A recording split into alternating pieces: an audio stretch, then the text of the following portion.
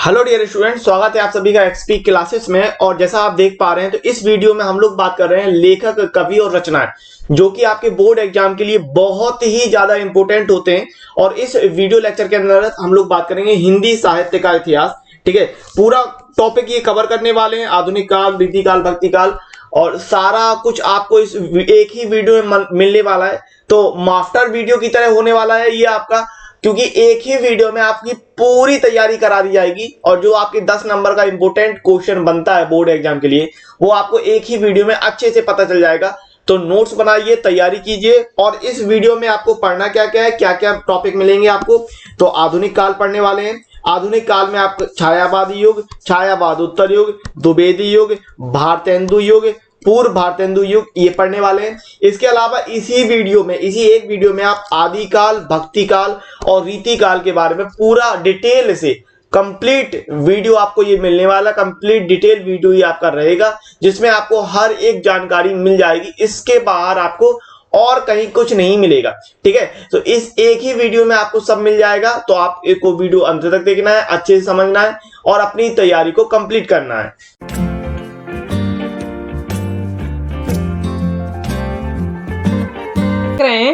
दिया हुआ है हिंदी भाषा की उत्पत्ति। अब क्योंकि हम हिंदी साहित्य का इतिहास पढ़ रहे हैं तो हमें यह जानना जरूरी है कि हिंदी भाषा की उत्पत्ति किस प्रकार से हुई। ठीक, तो देखिए सबसे पहले क्या है, सबसे पहले संस्कृत भाषा जो थी वो चलन में आई थी। सबसे जो प्राचीनतम भाषा कहलाती है वो संस्कृत कहलाती है। और संस्कृत भाषा से जो विकास हुआ वो पाली भाषा का विकास हुआ है। पाली भाषा से प्राकृतिक भाषा का विकास हुआ है। और प्राकृतिक भाषा से ही जो जन्म हुआ है वो अपभ्रंश भाषा का जन्म हुआ है। अपभ्रंश भाषा से अवहट्ट भाषा का जन्म हुआ है और अवहट्ट भाषा से हिंदी भाषा का जन्म हुआ है, जो कि हमारी राष्ट्रभाषा कहलाती है। ठीक, अब इनका जो काल या क्रम कहलाता है उसको देख लेते हैं। संस्कृत भाषा सबसे प्राचीनतम है, सबसे पुरानी है। इसकी जो पहली रचना मानी जाती है वो ऋग्वेद मानी जाती है। संस्कृत की पहली रचना ऋग्वेद है, जिसके द्वारा संस्कृत को एक प्रकार से देखा जाए जो चलन में आ गई, संस्कृत प्रयोग किया जाने लगा संस्कृत का। इसकी जो काल अवधि कहलाती है वो कहलाती है 1500 ईसा पूर्व से 500 ईसा पूर्व। अब ईसा पूर्व क्या है? ईसा मसीह के जन्म से पूर्व, उसको हम कहते हैं ईसा पूर्व। ठीक, तो ईसा मसीह का जो जन्म हुआ था उससे 1500 वर्ष पूर्व, उस समय से लेकर 500 वर्ष पूर्व तक संस्कृत भाषा का प्रचलन रहा। अब संस्कृत भाषा से ही जन्म हुआ पाली भाषा का। कुछ सुधार हुए और एक नई भाषा देखने में मिली, वो थी पाली भाषा। इसका समय है 500 ईसा पूर्व से 1 ईस्वी। अब 1 ईस्वी मतलब जब ईसा मसीह का जन्म हो गया उस समय तक। 500 ईसा पूर्व यानी ईसा मसीह के जन्म से 500 वर्ष पूर्व से लेकर 1 ईस्वी यानी ईसा मसीह के जन्म तक। अब प्राकृतिक भाषा जो है वो पाली भाषा के द्वारा प्रचलन में आई, नई भाषा प्राप्त हुई प्राकृतिक भाषा। अब प्राकृत भाषा जो है उसका समय है 1 ईस्वी से लेके 500 ईस्वी तक। बहुत समय आसान है इनका क्रम निर्धारण करना, क्योंकि ज्यादा से ज्यादा 500 और 1000 वर्ष का अंतराल है। जैसे 1500 ईस्वी और 500 ईस्वी के बीच 1000 वर्षों का अंतराल है, उसी तरह से 500 ईस्वी और 1 ईस्वी के बीच 500 वर्षों का अंतराल है।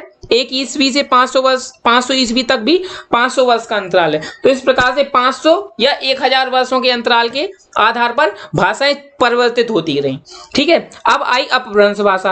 अपभ्रंश भाषा का निर्माण प्राकृतिक भाषा के द्वारा हुआ। कुछ बदलाव किए जाते थे और एक नई भाषा का निर्माण हो जाता था। इस प्रकार से अपभ्रंश भाषा का निर्माण हुआ, जिसका समय है 500 ईस्वी से 1000 ईस्वी तक। ठीक, 500 ईस्वी से लेकर 1000 ईस्वी तक। अब आगे है अवहट्ट भाषा। देखिए इसका जो क्रम है कहीं ना कहीं इसमें थोड़ा सा विवाद रहता है, और ये एक तरह से कह सकते हैं आप कि इसका क्रम निश्चित नहीं है और ये थोड़ा सा विचलित करने वाला समय कहलाता है। ठीक, तो इसका अभी क्योंकि यहाँ पर 500 ईस्वी से लेकर 1000 ईस्वी तक अपभ्रंश भाषा चलती रही, लेकिन कहीं ना कहीं इसी समय अवधि के बीच में अवहट्ट भाषा भी प्रयोग की जाती थी। तो 800 और 900 ईस्वी से लेकर 1100 ईस्वी तक अवहट्ट भाषा का प्रयोग किया गया। आपके लिए जो सबसे ज्यादा जरूरी जानना है वो है हिंदी भाषा कब प्रचलन में आई और किस समय से लेकर कब तक इसका प्रयोग किया जाता रहा। तो अब यहाँ पर 1100 ईस्वी समय हो गया था, लेकिन हिंदी भाषा का प्रचलन कहीं ना कहीं 1050 ईस्वी से देखने को मिलने लगा था। 1050 ईस्वी से कुछ क्षेत्रों में हिंदी भाषा प्रयोग की जाने लगी। तो 1050 ईस्वी से लेकर अब तक ये जो समय चल रहा है हिंदी भाषा ही प्रयोग की जाती है। तो आपके लिए जो यहाँ पर इंपॉर्टेंट चीज, दो चीजें बहुत ज्यादा इंपॉर्टेंट है। एक है संस्कृत भाषा, उसकी कालावधि और उसकी प्रमुख रचना, ठीक, ऋग्वेद है।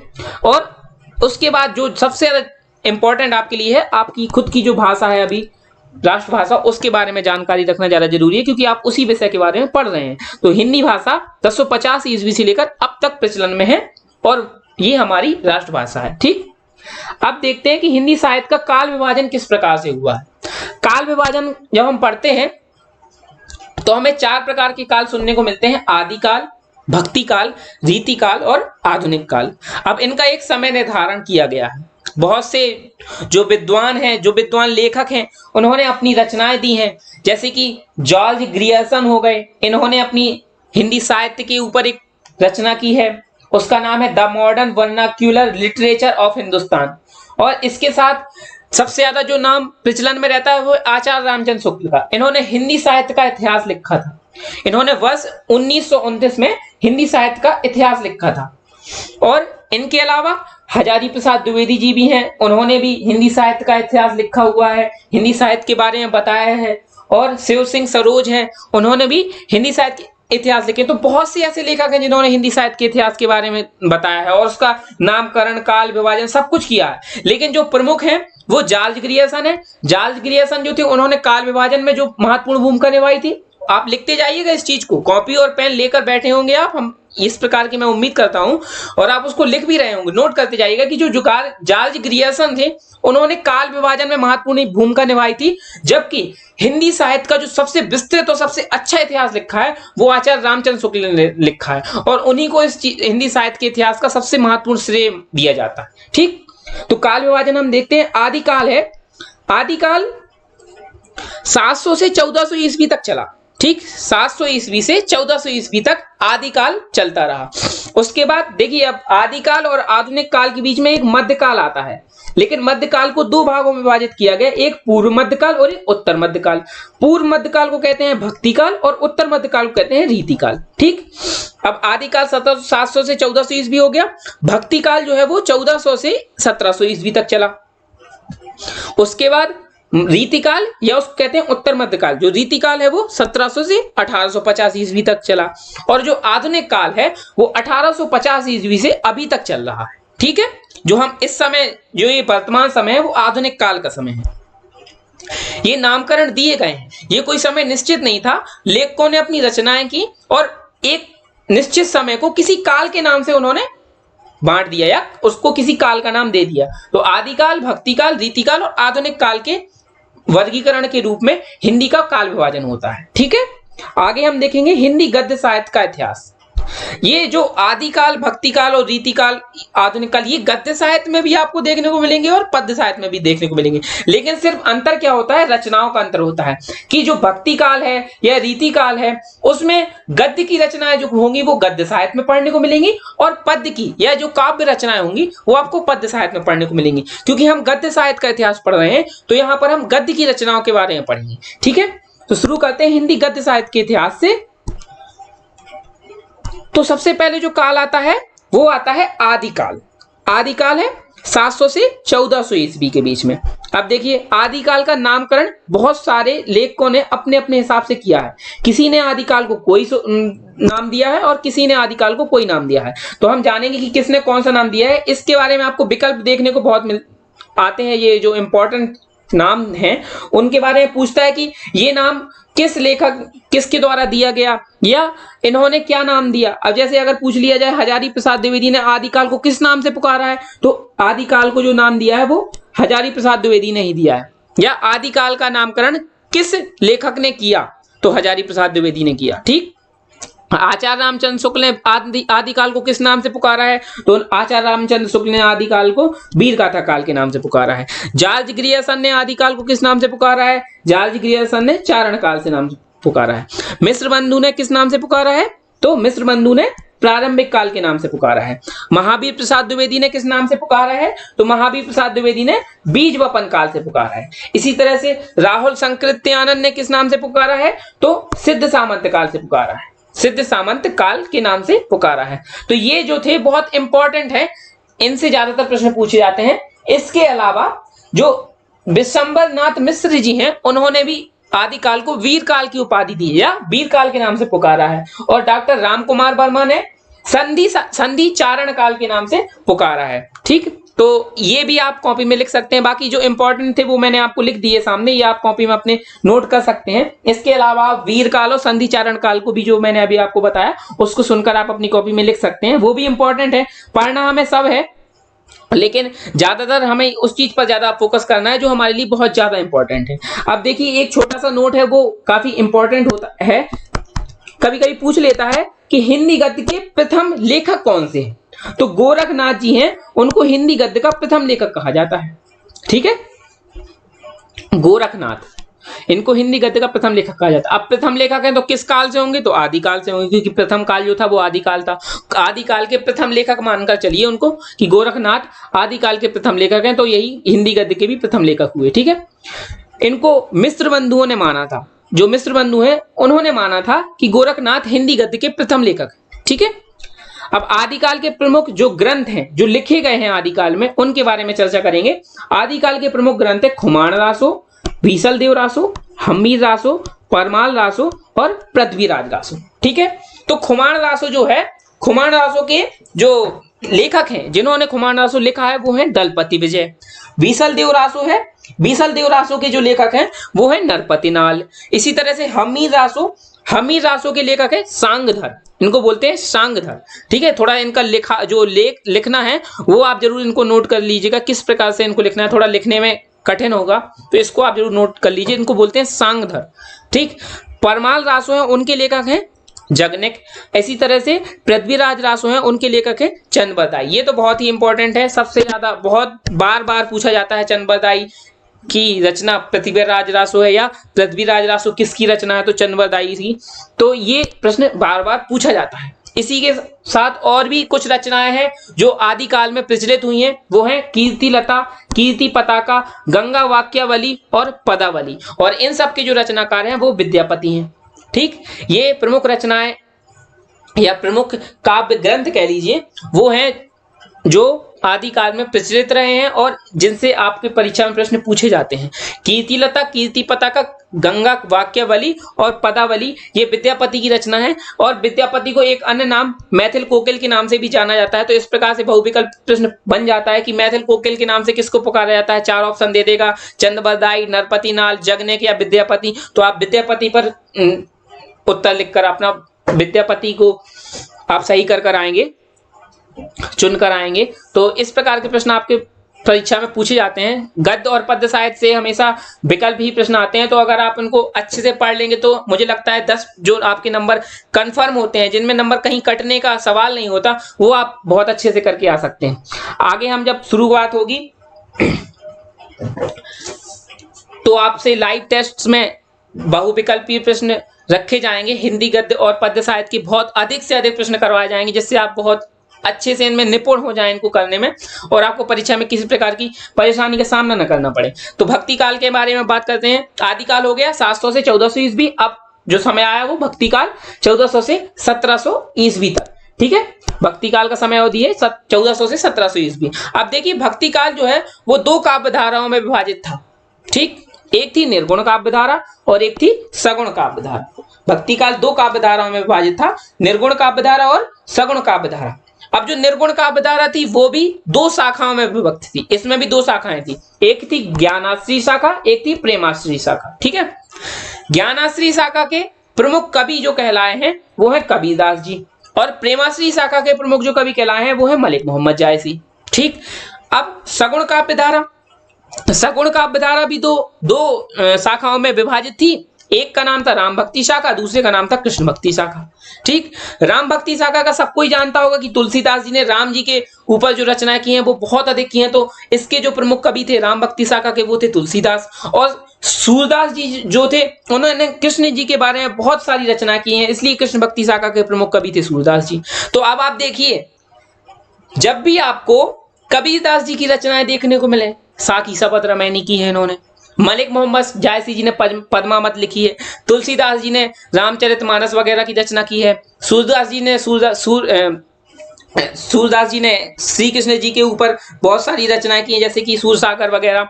तो ये जो रचनाएं जब भी आपको देखने को मिले तो जब आप अपने मन से अंदाजा लगा दीजिए कि इनकी रचना भक्ति काल में की गई है। ठीक है, ये आपको अपने मन से सीखना पड़ेगा कि जब आपको कवि का नाम या लेखक का नाम पता है तो उसकी रचना उसी काल में की गई होगी, ये आप अंदाजा खुद से स्वयं से लगा सकते हैं।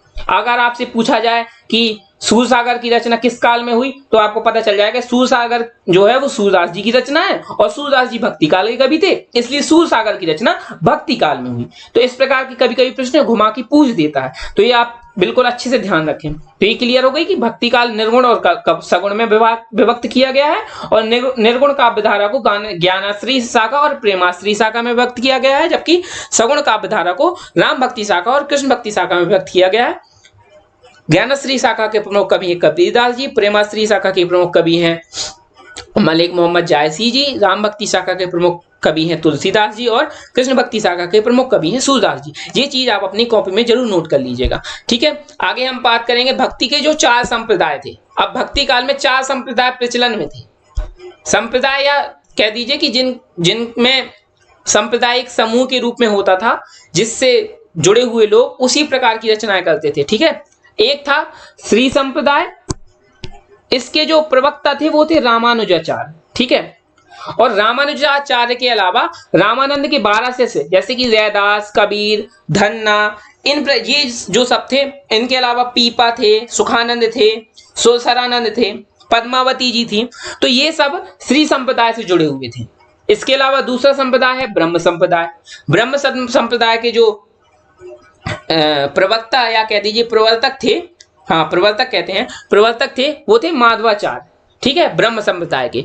और माधवाचार्य के अलावा चैतन्य महाप्रभु जो कवि थे वो भी ब्रह्म संप्रदाय से जुड़े हुए थे। रुद्र संप्रदाय के प्रवर्तक कौन थे? विष्णु स्वामी। रुद्र संप्रदाय के प्रवर्तक थे विष्णु स्वामी। और रुद्र संप्रदाय में विष्णु स्वामी के अलावा सूरदास और अष्टछाप के अन्य कवि भी जुड़े हुए थे। अब देखिए यहाँ शाखाओं में सूरदास जी भी आ रहे थे, कबीरदास जी भी आ रहे थे, लेकिन ये लोग किसी संप्रदाय से जुड़े हुए थे। उनके बारे में चर्चा हो रही है कि भक्ति काल के अंतर्गत 4 संप्रदाय आते हैं, उनमें कौन कौन से कवि, प्रत्येक कवि किसी न किसी संप्रदाय से जुड़ा हुआ था। तो उसी के बारे में हम बात कर रहे हैं कि जो रुद्र संप्रदाय था उसमें विष्णु स्वामी जो थे वो प्रवर्तक थे और सूरदास जी एवं अष्टछाप के अन्य कवि रुद्र संप्रदाय से जुड़े हुए थे।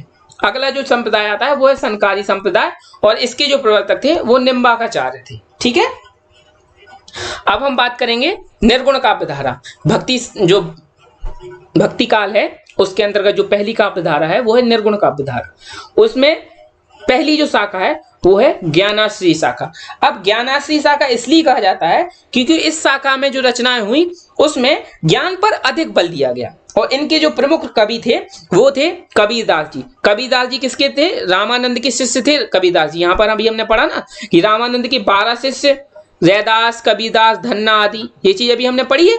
तो उसी के तर्ज पर हम बता रहे हैं आपको, जो प्रमुख जो शिष्य रामानंद के कहलाए वो कबीरदास जी थे। ठीक है, इसके अलावा ज्ञानाश्री शाखा के अंतर्गत कौन कौन से अन्य कवि आते हैं? रैदास, गुरु नानक, दादू दयाल और सुंदरदास। ठीक है, ये हैं जो प्रमुख कवि हैं निर्गुण काव्य धारा के। अब देखिए कबीरदास जी की जो रचनाएं थी वो वाणियों का संग्रह था। क्योंकि कबीरदास जी पढ़े लिखे नहीं थे तो इन्होंने क्या किया कि ये जो बोलते थे ये इनकी वाणियों का एक संग्रह था, उसको इनके शिष्यों ने लिखित रूप में तैयार किया था। तो इन्होंने लिखा नहीं था लेकिन ये कवि थे और इन्होंने अपनी वाणियों का संग्रह तैयार किया हुआ था। ये बोलते थे और इनके शिष्य लिखते थे।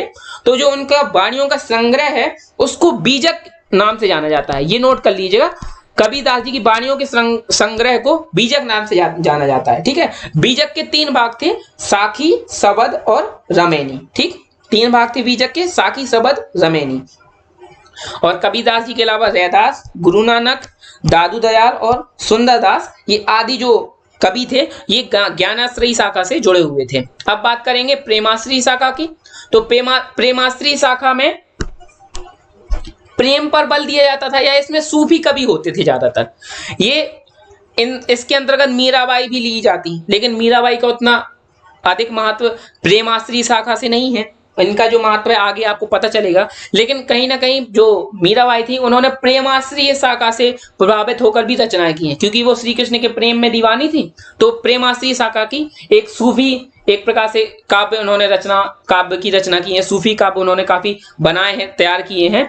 लेकिन प्रेमाश्रय शाखा के जो प्रमुख कवि हैं उनके बारे में अगर बात करें तो मलिक मोहम्मद जायसी, कुतुबन, मंझन और मुल्ला दाऊद। अब मलिक मोहम्मद जायसी तो आपको पता ही है प्रमुख कवि हैं। मलिक मोहम्मद जायसी की जो रचनाएं हैं वो हमें पता होनी चाहिए। मलिक मोहम्मद जायसी की जो प्रमुख रचनाएं हैं वो है आखिरी कलाम, पद्मावत, ठीक है, अखरावट, ये सब रचनाएं हैं। पद्मावत जरूर याद रखें, पद्मावत बहुत इंपॉर्टेंट है। तो पद्मावत जो थी मलिक मोहम्मद जायसी की प्रमुख रचना थी। और इसके अलावा कुतुबन थे, उन्होंने मृगावती की रचना की है कुतुबन ने। मंझन ने मधुमालती की रचना की है। और मुल्ला दाऊद जो हिंदी के प्रथम सूफी कवि कहलाते हैं। हिंदी, ये प्रश्न पूछा जा सकता है आप में को विकल्प में कि हिंदी के प्रथम सूफी कवि कौन है, तो वो है मुल्ला दाऊद। मुल्ला दाऊद को हिंदी का प्रथम सूफी कवि कहा जाता है, ठीक है। इन्होंने चंदायन रचना की थी।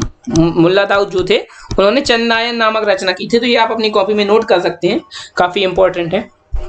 अब बात करेंगे सगुण काव्य धारा के बारे में। अभी निर्गुण काव्य धारा पढ़ रहे थे, अब हम पढ़ेंगे सगुण काव्य धारा, ठीक। सगुण काव्य धारा में कौन कौन सी शाखाएं थी?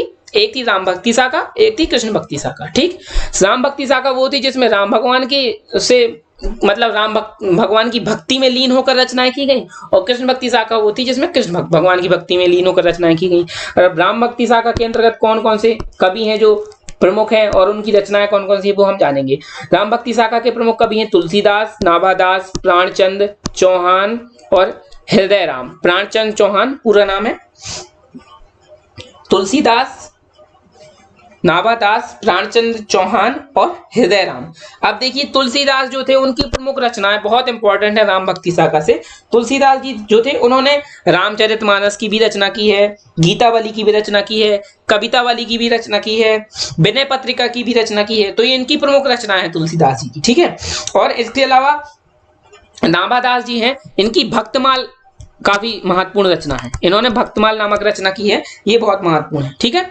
तो तुलसीदास जी की और नाभादास जी की रचनाएं आपको कॉपी में जरूर लिख लेनी है और याद रखनी है, ठीक है। कृष्ण भक्ति शाखा जो है, कृष्ण भक्ति शाखा कृष्ण भगवान की भक्ति से लीन होकर जब कवियों ने रचनाएं की तो वो कृष्ण भक्ति शाखा के अंतर्गत आई। अब कौन कौन से कवि प्रमुख थे? सूरदास जी प्रमुख थे, मीराबाई जो थी वो कृष्ण भक्ति शाखा की प्रमुख थी, क्योंकि कृष्ण भगवान की भक्ति में लीन थी और उन्होंने रचना की। लेकिन क्या है, ये प्रेम में भी थी, इसलिए कहीं कहीं इनका जो वर्णन है मतलब ये सगुण काव्य धारा में भी आ जाती हैं और निर्गुण काव्य धारा में भी आ जाती हैं, क्योंकि कृष्ण भगवान के प्रेम से संबंधित रचनाएं की थी इन्होंने, इसलिए वो प्रेमाश्रय शाखा यानी निर्गुण काव्य धारा में भी गिनती इनकी आ जाती है एक प्रकार से। और उसके अलावा रसखान जी और रहीम जी ये भी कृष्ण भक्ति शाखा के प्रमुख कवि हैं। अब देखिए जो सूरदास जी हैं इनकी प्रमुख जो रचना है वो है, अभी मैंने आपको बताई थी, सूरसागर है और साहित्य लहरी है। इसको नोट कर लीजिएगा आप, सूरसागर, साहित्य लहरी और इसके अलावा सूरसारावली भी है। अब मैं आपको लिख नहीं रहा हूं, आप नोट करते जाइए। सूरदास जी की प्रमुख रचनाएं हैं सूरसागर, साहित्य लहरी और सूरसारावली, ठीक है। और इसके अलावा जो मीराबाई हैं उन्होंने भी श्री कृष्ण के ऊपर बहुत सारी सूफी काव्यों की रचना की है, बहुत सारी रचनाएं लिखी हैं। रसखान जी की जो प्रमुख रचना है वो है प्रेम वाटिका, ठीक। प्रेम वाटिका बहुत महत्वपूर्ण है, प्रेम वाटिका नोट कर लीजिएगा। और रहीम जी की जो है वो है रहीम दोहावली, ठीक है, या बरवे नादिका भेद, श्रृंगार सोरठा। ये रचनाएं जो है वो रहीम जी की बहुत प्रमुख हैं जो कृष्ण भक्ति शाखा के अंतर्गत आती हैं। कौन कौन सी रचनाएं?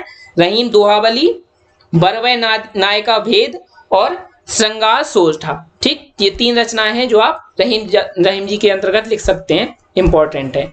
इसके बाद बात करेंगे रीतिकाल। अभी हमने देखिए आदिकाल पढ़ लिया, भक्तिकाल पढ़ लिया, अब रीतिकाल का समय आया। रीतिकाल जो है वो 1700 से 1885 ईस्वी के अंतर्गत आता है, ये इसकी कालावधि है। अब रीतिकाल का नामकरण देखिए, आदिकाल में भी विभिन्न प्रकार के नाम दिए गए थे, लेकिन अब रीतिकाल के नामकरण के बारे में चर्चा करेंगे। रीतिकाल में श्रृंगार काल कहा गया है, रीतिकाल को श्रृंगार काल भी कहा गया है, जो कि विश्वनाथ प्रसाद मिश्र ने बोला है। रीतिकाल को रीतिकाल जो नाम दिया गया है, यानी जो प्रमुख नाम, जैसे वहां पर आदिकाल को आदिकाल जो नाम दिया गया था वो हजारी प्रसाद द्विवेदी जी ने दिया था, ऐसे ही यहाँ पर रीतिकाल को रीतिकाल बोला है आचार्य रामचंद्र शुक्ल ने, ठीक है। और रीतिकाल को अलंकृत काल बोला है मिश्र बंधु जी ने, ठीक। तो ये चीज आपको याद रखनी है। इसके अलावा रीति काल में भी 3 धाराएं हैं। ठीक, 3 धाराएं कौन कौन सी हैं? प्रमुख धाराएं इनकी 3 धाराएं हैं। एक है रीतिबद्ध, एक है रीति सिद्ध और एक है रीति मुक्त। अब देखिए, क्योंकि यहाँ पर बद्ध, सिद्ध और मुक्त क्यों कहा गया है? रीति मतलब होता है कोई नियम लागू होना। भक्ति काल तक कोई प्रमुख नियम लागू नहीं होता था। प्रत्येक जो लेखक था या कवि थे वो अपनी रचना करने के लिए स्वतंत्र थे। अब कहते नहीं रीति रिवाज, तो रीति रिवाज क्या? जब कोई इंसान किसी नियम में जकड़ा हुआ हो या उससे नियम से बद्ध हो, उसको नियम करने के प्रति उसको किसी प्रकार से वो प्रेरित हुआ हो या फिर वो नियम उसको पालन करना जरूरी हो, तो वो रीति रिवाज बन के आ जाते हैं। इसी प्रकार से यहाँ शब्द का प्रयोग किया है रीति काल। रीति शब्द का जो प्रयोग किया है उसका मतलब है कोई नियम कानून, नियम या कोई प्रकार के नियम कानून से जो बद्ध रचनाएं हुई वो रीति काल के अंतर्गत है। यानी कि भक्ति काल के बाद कुछ नियम कानून रचनाओं के प्रति लागू होने लगे, उसके उन नियमों के आधार पर या उन एक प्रकार से कह सकते हैं आप जो प्रमुख आवश्यक काव्य रचना के संबंधित सिद्धांत थे उनके आधार पर जो रचना की गई वो रीति काल के अंतर्गत आई। तो इसके अंतर्गत 3 प्रकार की धाराएं प्रयोग की जाती हैं। रीतिबद्ध मतलब जो रीति से जुड़ा हुआ हो, जो रीति के अंतर्गत यानी नियमों को साथ लेकर रचना करे वो रीतिबद्ध रचना होगी। रीति सिद्ध जो रीति या नियमों के सिद्धांतों में सिद्धि प्राप्त करे या बहुत अच्छे नियमों के साथ रचना करे वो रीति सिद्ध हो गए। और रीति मुक्त जो रीति रिवाज या काव्य की रचनाओं के नियमों से मुक्त होकर रचना जिन्होंने की उनको रीति मुक्त कहा गया। रीतिबद्ध के अंतर्गत केशवदास जी आते हैं, सेनापति, देव, भूषण, मतीराम और पद्माकर। ये जो लेखक हैं ये रीतिबद्ध कवि कहलाते हैं, रीतिबद्ध लेखक कहलाते हैं। और रीति सिद्ध में कौन से आते हैं? बिहारी जी की बिहारी सत्सई बहुत प्रमुख है। ठीक है, लिख लीजिएगा। रीति मुक्त है, रीति मुक्त के अंतर्गत घनानंद आते हैं, आलम आते हैं, बोधा आते हैं और ठाकुर आते हैं। इन्होंने रीति मुक्त होकर रचनाएं की। ठीक है, तो ये रीति काल की प्रमुख धाराएं। आपसे प्रश्न इस प्रकार से पूछा जाता है कि निम्न में से कौन सा कवि रीतिबद्ध नहीं है?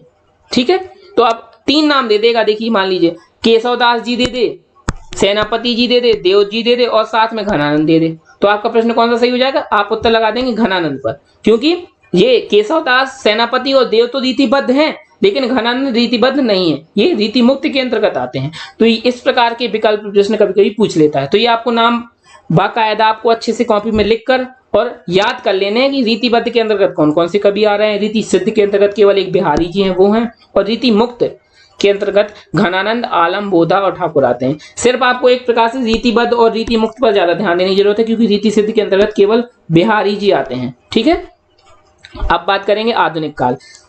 आधुनिक काल के बारे में सिर्फ काल विभाजन बताऊंगा और इसके अलावा आगे आने वाले वीडियो में हम भारतेंदु युग, द्विवेदी युग वगैरह की चर्चा करेंगे।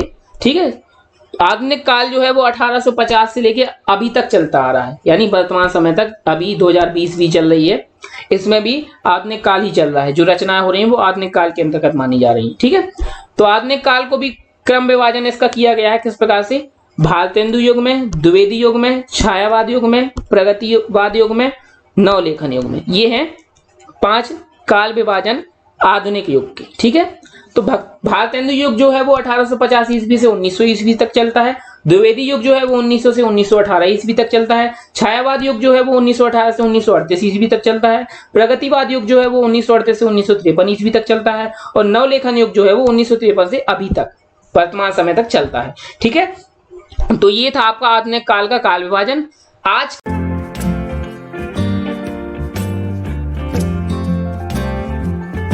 आधुनिक काल के बारे में हम इस वीडियो में चर्चा करेंगे और आधुनिक काल के अंतर्गत जो आधुनिक काल से पहले का समय था उसमें जो विकास हुआ था हिंदी गद्य का, यानी आधुनिक काल से पहले जो समय है उसको हम पूर्व भारतेंदु युग कहते हैं ना, उसमें जो विकास हुआ था उसके बारे में चर्चा करेंगे। तो चलिए, शुरू करने से पहले मैं आपको एक थोड़ी सी नॉलेज, एक छोटी सी जानकारी देना चाहूंगा हिंदी भाषा के बारे में।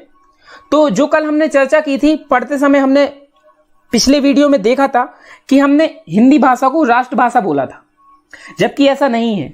हिंदी जो है वो भारत की राजभाषा है और यह भारत की राष्ट्रभाषा नहीं है, जबकि 99% भारतीय हैं वो यही समझते हैं कि जो भारत की राष्ट्रभाषा है वो हिंदी है, लेकिन ऐसा ये सच नहीं है, क्योंकि जो भारत का संविधान है उसमें राष्ट्रभाषा का कोई प्रावधान ही नहीं है और सरकार द्वारा 22 भाषाओं को आधिकारिक भाषा के रूप में चुना गया है। राष्ट्रभाषा किसी भी भाषा को नहीं माना गया है, आधिकारिक भाषा के रूप में 22 भाषाओं को चुना गया है।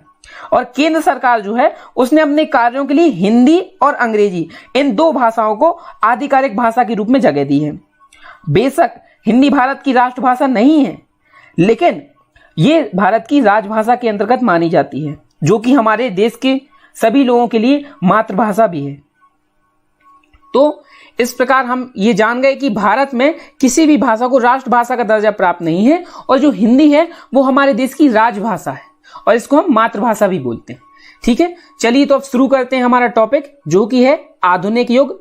आधुनिक युग की कालावधि है 1850 ईस्वी से अभी तक, यानी वर्तमान समय तक। जो ये समय चल रहा है 1850 ईस्वी से वर्तमान समय तक की कालावधि को आधुनिक युग या आधुनिक काल कहा जाता है। ठीक, अब हम जब आधुनिक युग के बारे में बात करेंगे, चर्चा करेंगे, तो ये 4 समय अवधि हैं, कह सकते हैं 4 समय अवधि सबसे ज्यादा महत्वपूर्ण होती है। एक है भारतेंदु युग, दूसरी है द्विवेदी युग, तीसरी है छायावाद युग, चौथी है प्रगतिवाद युग। लेकिन इसमें पूर्व भारतेंदु युग और नवलेखन युग का भी बहुत महत्व है, इसलिए क्योंकि ये जो समय है जहां पर हिंदी गद्य का सर्वाधिक विकास हुआ, उसके अंत में नवलेखन युग भी आता है। नवलेखन युग मतलब जहां पर नए प्रकार से लेखकों ने लेख लिखना प्रारंभ कर दिए, वो नवलेखन युग है। जबकि भारतेंदु युग से पहले जो पूर्व भारतेंदु युग आता है उसका भी बहुत अधिक महत्व है, इसलिए क्योंकि कभी भी कोई भी चीज में विकास होता है, आप देखिए कभी भी किसी भी प्रकार का विकास हम देखते हैं तो विकास एकदम से नहीं होता, थोड़ा थोड़ा करके धीमे धीमे एक समय अंतराल के साथ विकास होता है। तो पूर्व भारतेंदु युग वही है जहां पर हिंदी गद्य का विकास होना प्रारंभ हो गया। भारतेंदु युग में तो तीव्र गति से विकास हुआ, लेकिन इसकी जो रूपरेखा कह लीजिए या फिर इसका जो नींव थी वो पूर्व भारतेंदु युग में पड़ी।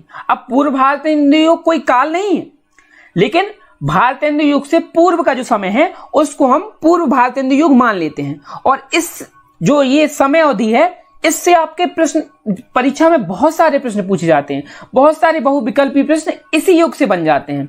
तो जो आधुनिक काल से पूर्व का समय है, आधुनिक काल भी 1850 से प्रारंभ होता है, जबकि 13वीं शताब्दी से 1850 ईस्वी के बीच का जो समय है वहां हिंदी गद्य का बहुत अधिक विकास हुआ। तो इसलिए उसको पूर्व भारतेंदु युग की उपाधि प्राप्त है, क्योंकि इसी से प्रेरित होकर भारतेंदु युग की शुरुआत हुई थी। तो चलिए आज के जो वीडियो है उसमें हम पूर्व भारतेंदु युग के बारे में पढ़ेंगे। ठीक, बाकी ये आपको जब सभी को जानकारी है कि भारतेंदु युग, द्विवेदी युग, छायावाद युग, प्रगतिवाद युग, ये तो बहुत 4 महत्वपूर्ण युग हैं। इसके अलावा नवलेखन जो युग है 1953 ईस्वी से अभी तक का जो समय है वो भी महत्वपूर्ण है, उसके बारे में भी हम आने वाली वीडियोस में चर्चा करेंगे। फिलहाल हम क्रम बाय क्रमशः एक एक युग को देखते हुए चल रहे हैं। ठीक है, आज हम चर्चा करेंगे भारतेंदु युग के बारे में, जिसकी समय अवधि है 13वीं शताब्दी से 1850 ईस्वी तक। तो चलिए थोड़ा बात करते हैं आधुनिक काल के बारे में। आधुनिक काल का जो नाम है वो सर्वप्रथम आचार्य रामचंद्र शुक्ल ने द्वारा दिया गया था। ये प्रश्न आपसे परीक्षा में पूछा जा सकता है कि आधुनिक काल का नाम किसने दिया या आधुनिक काल का नामकरण किसने किया। तो प्रश्न वहां पे ऑप्शन हो सकते हैं भारतेंदु हरिश्चंद्र, हजारी प्रसाद द्विवेदी, महाबली प्रसाद द्विवेदी, आचार्य रामचंद्र शुक्ल। तो आपको याद रखना है कि आचार्य रामचंद्र शुक्ल ने आधुनिक काल का नामकरण किया था, इन्होंने सर्वप्रथम इसको आधुनिक काल के नाम से पुकारा था। अब इस युग को नवजागरण का युग कहा गया। नवजागरण क्योंकि एक नया विकास हो गया था, हिंदी गद्य का एक नई दिशा प्राप्त हुई थी, इसलिए नवजागरण का युग कहा गया। जिसके प्रणेता, अब प्रणेता भी कह सकते हैं और प्रवर्तक भी कह सकते हैं, मुखिया भी कह सकते हैं, लीडर भी कह सकते हैं, कुछ भी कह सकते हैं, वो थे भारतेंदु हरिश्चंद्र। इनका नाम हिंदी गद्य में बहुत अधिक लिया जाता है। ठीक, इसी युग में गद्य साहित्य का विकास हुआ। इससे पहले देखिए अभी हम पढ़ते आ रहे थे, जब आदिकाल पढ़ा हमने, उसके बाद हमने भक्ति काल भी पढ़ा, रीति काल भी पढ़ा, उन सब में कहीं ना कहीं काव्य से संबंधित रचनाएं जो थी वो अधिक थी। अब यहां से शुरुआत हो जाती है गद्य रचनाओं की। पूर्व भारतेंदु युग जैसा कि अभी बताया 13वीं शताब्दी से 1850 ईस्वी तक। तो पूर्व भारतेंदु युग के अंतर्गत हम क्या पढ़ते हैं? हम पढ़ते हैं आधुनिक काल से पूर्व का हिंदी गद्य, कि आधुनिक जो काल प्रारंभ हुआ 1850 ईस्वी से, उससे पहले हिंदी गद्य की क्या स्थिति थी, किस प्रकार की रचनाएं होती थी, किन भाषाओं में रचनाएं होती थी और किन किन लेखकों ने हिंदी गद्य की रचनाएं की, तो पढ़ेंगे। तो ये है, इसमें आगे है कि आधुनिक काल से पूर्व हिंदी गद्य में राजस्थानी, मैथिली और ब्रज भाषा, इन आदि भाषाओं में गद्य रचनाएं हुई। यानी जो प्रमुख भाषाएं थी जिनमें गद्य रचनाएं हुई, आधुनिक काल से पूर्व जो गद्य रचनाएं हुई उनमें प्रमुख भाषा थी राजस्थानी भाषा, मैथिली भाषा और ब्रज भाषा। इनका विवरण हमें देखने को मिलता है और क्रमशः देखने को मिलता है इनका, यानी ये भी एक निश्चित समय अंतराल के दौरान इन भाषाओं का प्रयोग गद्य रचना के लिए किया गया। ठीक है, आगे दिया है कि साथ ही साथ खड़ी बोली गद्य, जो खड़ी बोली गद्य है, साथ ही साथ खड़ी बोली गद्य में भी रचनाएं होना प्रारंभ हो गया था। अब खड़ी बोली गद्य क्या है? खड़ी बोली गद्य भी एक प्रकार की भाषा है जो गद्य रचना के लिए प्रयोग की जाती थी, लेकिन खड़ी बोली गद्य का जो सबसे ज्यादा विकास हुआ है वो भारतेंदु युग में हुआ है। अब सबसे ज्यादा विकास हुआ तो भारतेंदु युग में हुआ, इसका मतलब यह है कि कहीं ना कहीं इससे भारतेंदु युग से पूर्व भारतेंदु युग में भी उसका कहीं ना कहीं थोड़ा बहुत प्रयोग किया जाता रहा होगा, तभी तो लेखकों ने प्रेरित होकर उस भाषा विशेष यानी खड़ी बोली गद्य पर रचनाएं प्रारंभ कर दी थी। ठीक है, तो साथ ही साथ खड़ी बोली गद्य का भी विकास हम जो पूर्व भारतेंदु युग यानी आदिकाल से आधुनिक काल से पूर्व का जो समय है उसमें देखते हैं। ठीक, तो अब देखते हैं कुछ रचनाएं जो विभिन्न प्रकार की भाषाओं में की गई थी आधुनिक काल से पूर्व।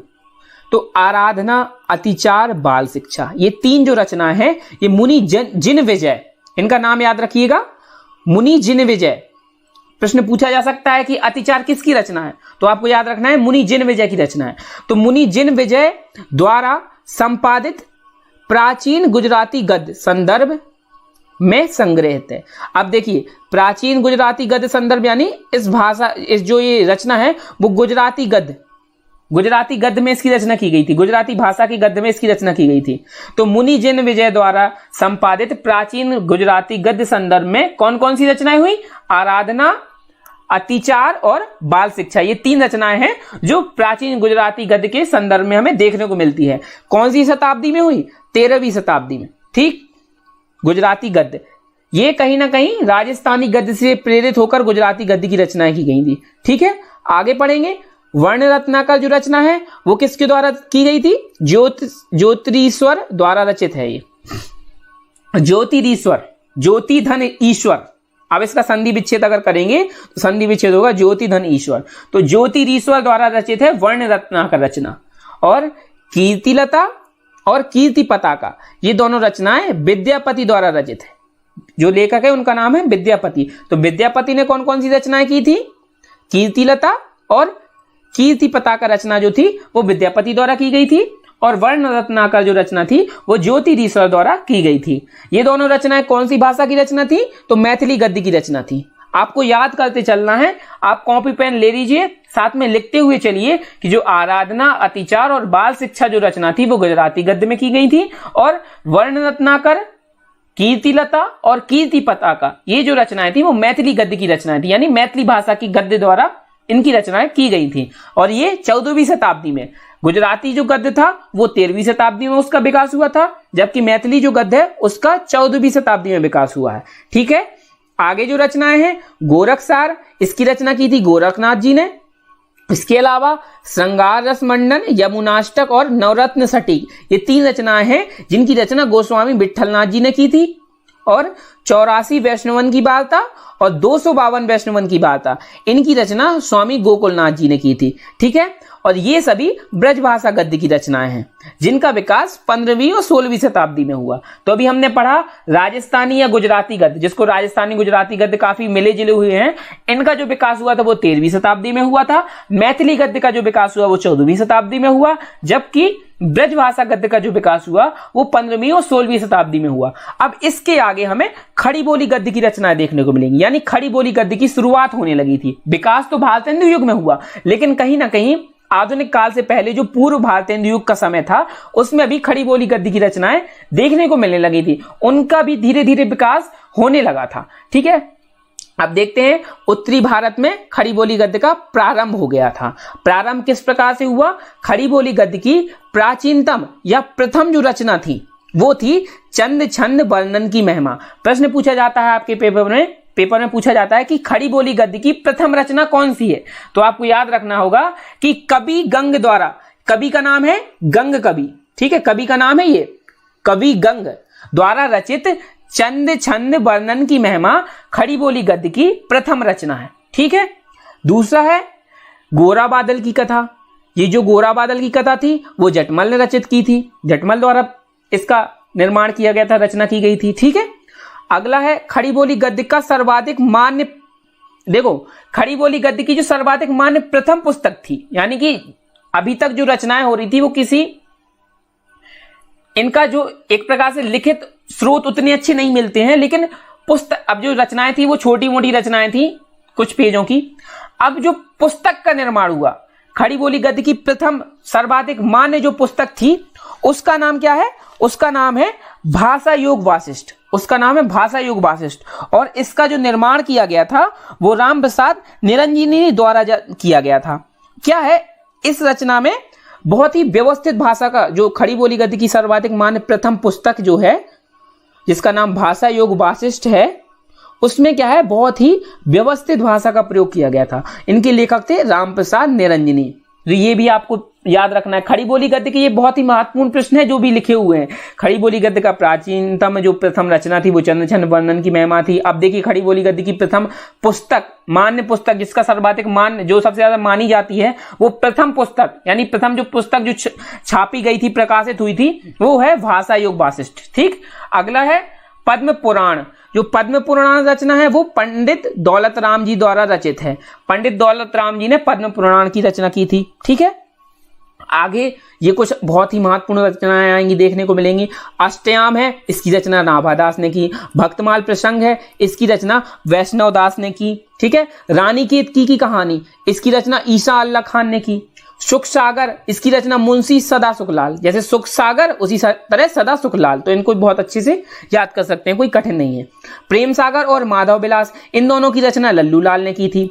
नासिकेतोपाख्यान बहुत ही प्रसिद्ध रचना है सदल मिश्र जी की, तो नासिकेतोपाख्यान की रचना सदल मिश्र ने की थी। राजा भोज का सपना, इसकी रचना की थी राजा शिव प्रसाद सितारे हिंद ने, ठीक है। इसके अलावा राजा शिव प्रसाद सितारे हिंद ने आलसियों का कोड़ा, इतिहास तिमिरनाशक और विद्यांकुर ये भी रचना की थी। जबकि जो राजा भोज की जो का सपना, ये जो रचना है ये बहुत अधिक महत्वपूर्ण है, इसलिए मैंने लिख दी थी। इसके अलावा अगर आप कॉपी में नोट करना चाहें तो आलसियों का कोड़ा, इतिहास तिमिरनाशक और विद्यांकुर जो रचना है वो भी राजा शिव प्रसाद सितारे हिंद ने ही की थी, ठीक है। इसके अलावा अगली जो रचना है उसका नाम है बेताल पच्चीसी, इसकी रचना सूरती मिश्र जी ने की थी, ठीक। अगली रचना है संयोगिता स्वयंवर, इसकी रचना लाला श्रीनिवास दास जी ने की थी। तो ये कुछ प्रमुख रचनाएं हैं जिनसे आपकी परीक्षा में बार बार रिपीट करके प्रश्न पूछे जाते रहे हैं, जिनमें से कुछ तो बहुत ही महत्वपूर्ण रचना है, जैसे कि रानी केतकी की कहानी, प्रेम सागर, माधव विलास और नासिकेतोपाख्यान, ये कुछ बहुत ही ज्यादा इंपॉर्टेंट रचना है। तो आप इनको जरूर लिख लें और बार बार इनका रिवाइज करते रहें, इनको बार बार फेरते रहें, क्योंकि रचनाएं आपको तभी याद होंगी जब आप उनको ये ना करें कि आज पढ़ लिया उसके बाद आप 1-2 महीने बाद ध्यान दे रहे हैं। इसको आप रोज एक रूटीन बना लीजिए कि आपको डेली 15 से 20 रचनाएं पढ़नी है। जो आपने आज लिख ली इन्हीं को आप 1-2 दिन रोज पढ़ते रहिए। इससे पहले कल की वीडियो में भी, जो पुराना वीडियो है इससे पहले जो आया था उसमें भी कुछ रचनाएं थी, उनको आप बार बार रिपीट करिए। सूरदास जी की, तुलसीदास जी की, ये सब रचनाएं आप बार बार, कबीरदास जी की, बिहारी जी की, ये आप बार बार रिवाइज करते रहिए, तो वो आपको कभी भूलेंगे नहीं, अच्छे से दिमाग में चढ़ जाएंगी, ठीक है।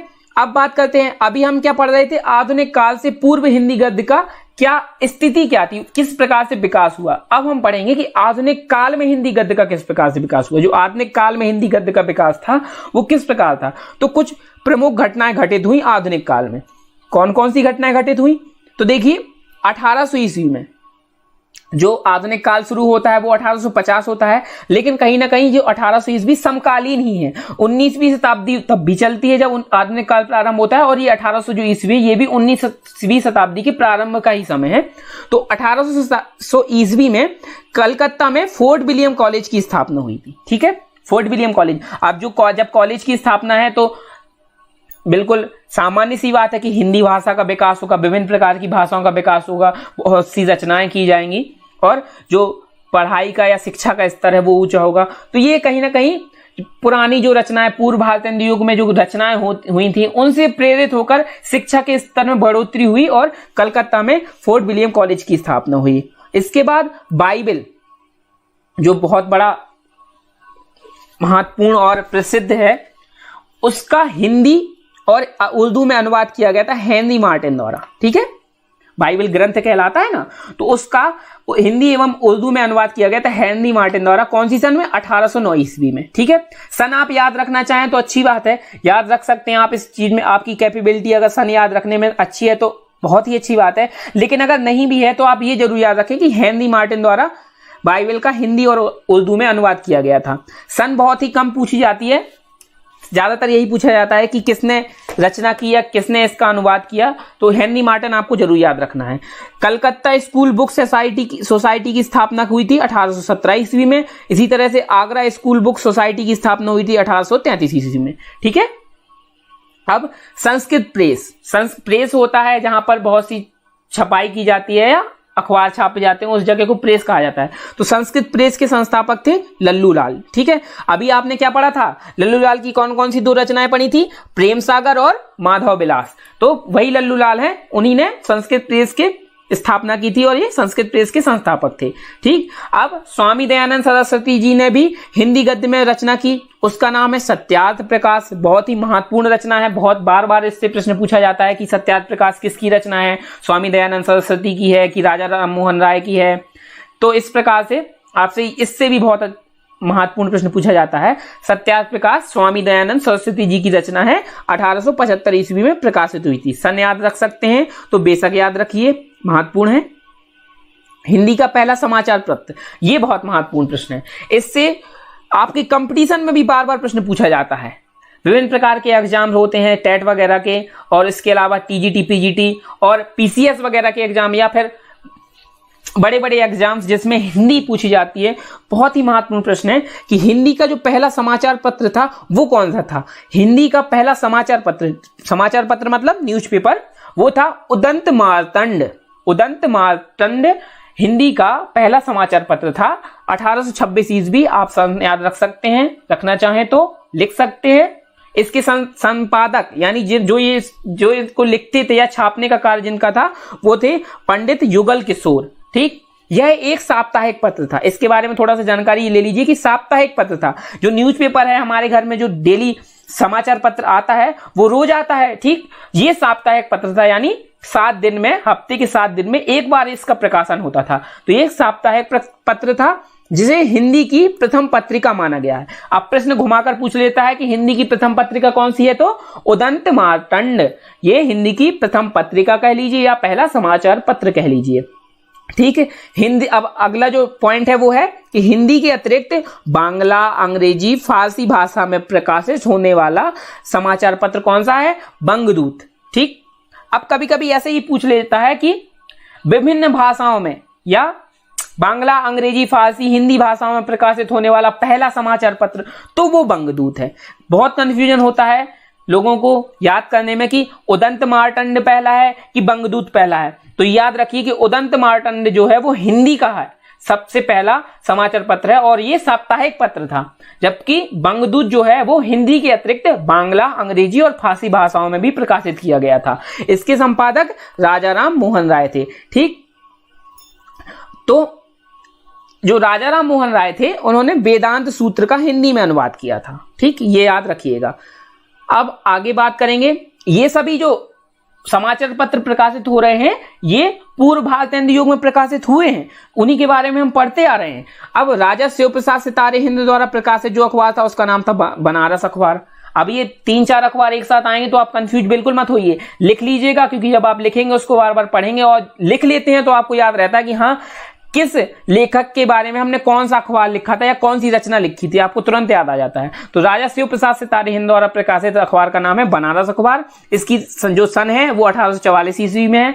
मैं बता दूं सन आपको इतना इंपॉर्टेंट नहीं है, लेकिन आप अखबार का नाम और लेखक का नाम जरूर याद रखें। अगर सन याद रखना चाहते हैं तो रख सकते हैं कि 1844 ईस्वी में बनारस अखबार का प्रकाशन प्रारंभ हुआ था। ठीक, आगे है राजा शिव प्रसाद हिंद, जो सितारे हिंद थे, राजा शिव प्रसाद सितारे हिंद, वो उर्दू भाषा के समर्थक थे। कौन सी भाषा के? उर्दू भाषा के। ठीक है, इनकी कृतियां कौन कौन सी? राजा भोज का सपना, अभी हमने पढ़ी थी।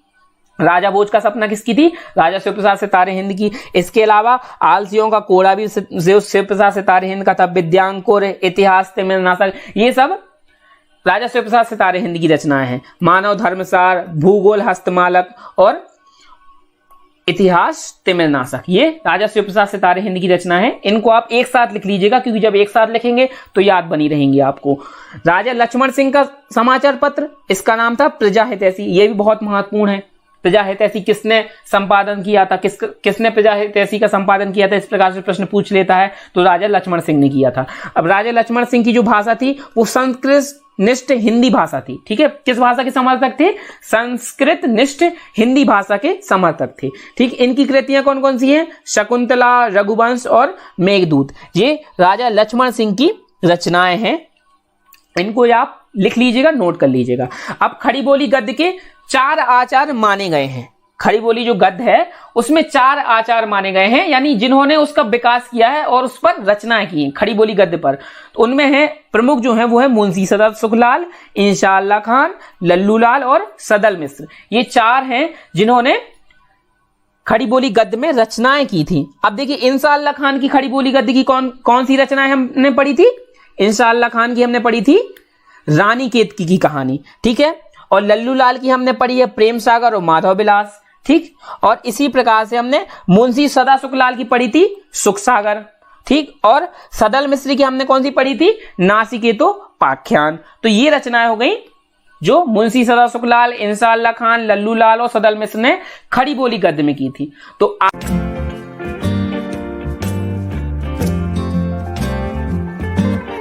युग है, वहां से ही हिंदी गद्य का विकास माना जाता है कि जो हिंदी गद्य का सर्वाधिक विकास हुआ वो भारतेंदु युग से प्रारंभ हुआ। थोड़े से इसके जो कहते हैं कि जब कोई विकास होता है तो एकदम से नहीं होता, थोड़े बहुत इसके जो हमें लक्षण हैं वो पूर्व भारतेंदु युग में भी देखने को मिलते हैं, लेकिन जो सबसे अधिक विकास हुआ है वो भारतेंदु युग से ही हुआ है। इसकी जो समयावधि है वो है 1850 ईस्वी से 1900 ईस्वी तक। हमने पढ़ा था कि पूर्व भारतेंदु युग जो था वो 13वीं शताब्दी से 1850 ईस्वी तक माना जाता है, और भारतेंदु युग जो वो 1850 ईस्वी से 1900 ईस्वी तक माना जाता है। इसके प्रवर्तक जो माने जाते हैं वो भारतेंदु हरिश्चंद्र माने जाते हैं। इन्हीं के नाम पर ही इस युग का नाम जो है वो भारतेंदु युग पड़ा। ठीक है, इस जो ये काल है भारतेंदु युग है, उसके प्रमुख कवि या कह दीजिए लेखक कौन कौन से थे? तो वो ये थे कि भारतेंदु हरिश्चंद्र तो प्रवर्तक थे, तो ये तो प्रमुख लेखक हो ही गए। इनके अलावा प्रताप नारायण मिश्र, बालकृष्ण भट्ट और देवकीनंदन खत्री, इनका नाम भी बहुत अधिक उल्लेख में देखने को मिलता है हमें, जो कि इस काल के प्रमुख लेखक माने जाते हैं। ठीक है, अब इस काल के बारे में थोड़ा हम जानकारी लेते हैं कि इस युग की रचनाओं से देश व जनता की समस्याओं एवं भावनाओं को पहली बार अभिव्यक्ति मिली। क्या अर्थ है इसका? इसका अर्थ है कि जब से ये युग प्रारंभ हुआ, जहां से जैसे 1850 ईस्वी से जैसे ही इस युग की शुरुआत हुई, तो इस युग में जो रचनाएं हुई वो देश में जो उपस्थित समस्याएं थी, यानी जैसे हमारा देश गुलामी में जी रहा था, हम आजाद नहीं हुए थे, तो उस समय देश की जो समस्याएं थी उससे संबंधित बहुत सी रचनाएं हुई, और जनता को कौन कौन सी समस्याओं का सामना करना पड़ रहा था और जनता की उस समय क्या भावनाएं थी, देश की क्या भावना थी, उससे संबंधित रचनाएं हमें देखने को मिलती हैं। इसी युग में भारतेंदु मंडल मतलब होता है कि भारतेंदु जी के समकक्ष जो अन्य हमें लेखक देखने को मिलते हैं। जैसे अभी हमने पढ़ा कि प्रमुख जो लेखक थे प्रताप नारायण मिश्र, बालकृष्ण भट्ट और देवकीनंदन खत्री, इनके अलावा भी अन्य जो लेखक हैं वो भारतेंदु मंडल के लेखक माने जाते हैं। भारतेंदु मंडल मतलब भारतेंदु समूह के लेखक। तो इस युग में भारतेंदु मंडल ने हिंदी गद्य की विधाओं में निबंध, नाटक और उपन्यास इन आदि की रचना की। यानी कि हिंदी जो गद्य है उसमें जो विधाएं होती हैं, जिनमें से निबंध, नाटक और उपन्यास, इन सब में इन प्रमुख विधाओं में इन्होंने रचनाएं की थी। ठीक, आइए बात करते हैं नागरी प्रचारणी सभा, जो कि बहुत ही महत्वपूर्ण है। इससे बार बार प्रश्न पूछा जाता है कि इसकी स्थापना कहाँ हुई, कब हुई, तो और इनके संस्थापक कौन थे, तो उसके बारे में पढ़ेंगे। तो नागरी प्रचारणी सभा की स्थापना जो हुई थी वो भारतेंदु युग में हुई थी।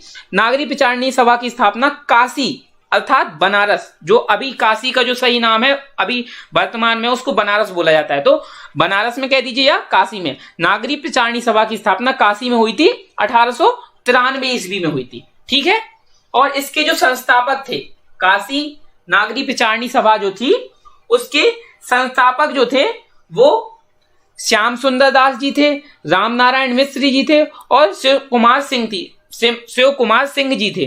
ठीक है, तो इनके द्वारा काशी की नागरी प्रचारणी सभा की स्थापना की गई थी। ठीक है, अब कवि वचन सुधा ये एक पत्रिका थी जिसका प्रकाशन भारतेंदु हरिश्चंद्र जी ने किया था। ठीक है, सन क्या थी 1868 ईस्वी में। ये बहुत ही इंपॉर्टेंट प्रश्न है, इनसे सन भी पूछ ली जाती है, इनके संस्थापक या प्रकाशन जिसने किया उनके बारे में पूछ लिया जाता है, और ये भी पूछ लिया जाता है किस स्थान से। तो देखिए अभी हमने पढ़ा था कि नागरी प्रचारणी सभा की जो स्थापना थी वो भी काशी से हुई थी और कवि वचन सुधा का प्रकाशन भी काशी से हुआ था। ठीक, वो जो स्थापना हुई थी वो 1893 ईस्वी में हुई थी, नागरी प्रचारणी सभा की स्थापना 1893 ईस्वी में हुई थी और कवि वचन सुधा का प्रकाशन जो था वो 1868 ईस्वी में हुआ था। ठीक है, अब हम बात करते हैं हिंदी गद्य में प्रथम क्या क्या प्रथम विधाएं थी, उनकी जो रचनाएं हैं, प्रथम रचनाएं, उनके बारे में पढ़ेंगे। तो हिंदी का जो प्रथम नाटक माना जाता है वो नहुस, उसको हम नहुस के नाम से जानते हैं। जो हिंदी का प्रथम नाटक जो जिसकी रचना हुई थी प्रथम नाटक की वो नहुस है, और इसके जो रचनाकार थे वो थे गोपाल चंद्र गिरधरदास। यानी हिंदी का प्रथम नाटक नहुस है। हिंदी का प्रथम उपन्यास परीक्षा गुरु है। परीक्षा गुरु के जो रचनाकार थे वो थे लाला श्रीनिवास दास। हिंदी की जो प्रथम कहानी है उसको इंदुमती कहते हैं। इसके जो रचनाकार थे वो थे किशोरी लाल गोस्वामी जी। हिंदी का जो प्रथम यात्रा वृत्तांत है, यात्रा वृत्तांत मतलब किसी यात्रा से के बारे में लिखी गई रचना को यात्रा वृत्तांत कहते हैं। जैसे हम कहीं घूमने जाते हैं और वहां के बारे में हम अगर वर्णन करें, पूरी अपनी यात्रा का ब्यौरा लिखते हैं तो उसको हम यात्रा वृत्तांत कहते हैं। तो जो हिंदी का प्रथम यात्रा वृत्तांत था वो है सरयू पार की यात्रा, और इसके जो लेखक है वो भारतेंदु हरिश्चंद्र जी हैं। ठीक है, आगे बात करेंगे हिंदी भाषा का जन जागरण में प्रचार और प्रसार करने वाली महत्वपूर्ण संस्थाएं कौन कौन सी थी, उनका स्थापना वर्ष क्या है और उनके संस्थापक कौन हैं। ठीक है, संस्थाएं कौन कौन सी थी? 5 संस्थाएं वैसे महत्वपूर्ण हैं। एक है ब्रह्म समाज, दूसरी है रामकृष्ण मिशन, तीसरी है प्रार्थना समाज, चौथी है आर्य समाज और 5वीं है थियोसोफिकल सोसाइटी। ठीक है, थियोसोफिकल सोसाइटी। ठीक, जो ब्रह्म समाज है उसके संस्थापक थे राजा राम मोहन राय, और इन्होंने इसकी जो स्थापना थी वो 1829 ईस्वी में की थी। रामकृष्ण मिशन की जो स्थापना थी वो स्वामी विवेकानंद जी ने की थी और इसका स्थापना वर्ष 1867 ईस्वी था। प्रार्थना समाज की स्थापना महादेव गोविंद रानाडे जी ने की थी 1867 ईस्वी में, और आर्य समाज की स्थापना स्वामी दयानंद सरस्वती जी ने 1867 ईस्वी में की थी। तो देखिए रामकृष्ण मिशन, प्रार्थना समाज और आर्य समाज तीनों की स्थापना 1867 ईस्वी में हुई थी। ठीक है, और जो स्वामी दयानंद सरस्वती जी हैं इन्होंने क्या सत्यार्थ प्रकाश का भी प्रकाशन किया था। सत्यार्थ प्रकाश इनकी रचना है।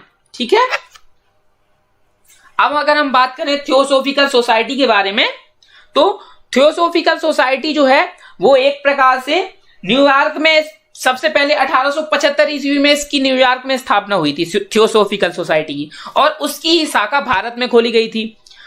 तो भारत में जब इसकी स्थापना हुई तो वो वर्ष था 1882 ईस्वी, यानी 1882 ईस्वी में इसकी स्थापना भारत में हुई थी। ठीक है, और जो एनी बेसेंट है वो 1907 ईस्वी में इसकी अध्यक्ष बनी थी। पूछा जाता है प्रश्न आपके पेपर में कि थियोसोफिकल सोसाइटी की अध्यक्ष एनी बेसेंट किस वर्ष में बनी, तो 1907 ईस्वी में, या 1907 ईस्वी में थियोसोफिकल सोसाइटी का अध्यक्ष कौन बना, तो एनी बेसेंट। ऐसे ही यहां पूछा जाता है कि ब्रह्म समाज की स्थापना किसने की, तो राजा राम मोहन राय ने। आर्य समाज की स्थापना किसने की, तो स्वामी दयानंद सरस्वती जी ने। रामकृष्ण मिशन की स्थापना किसने की, तो स्वामी विवेकानंद जी ने। और प्रार्थना समाज की स्थापना किसने की, तो महादेव गोविंद रानाडे जी ने। ठीक है, ये प्रश्न आप बिल्कुल अच्छे से पढ़ लीजिएगा, इनसे प्रश्न अधिकतर पूछे जाते हैं, बहुत ही सामान्य प्रश्न है और इनसे बार बार प्रश्न पूछे जाते रहे हैं। पिछले जो पेपर हुए हैं पुराने वर्षों में उनमें बार बार ये प्रश्न पूछे गए हैं। अब हम बात करते हैं भारतेंदु मंडल के प्रसिद्ध लेखक, उनके नाटक।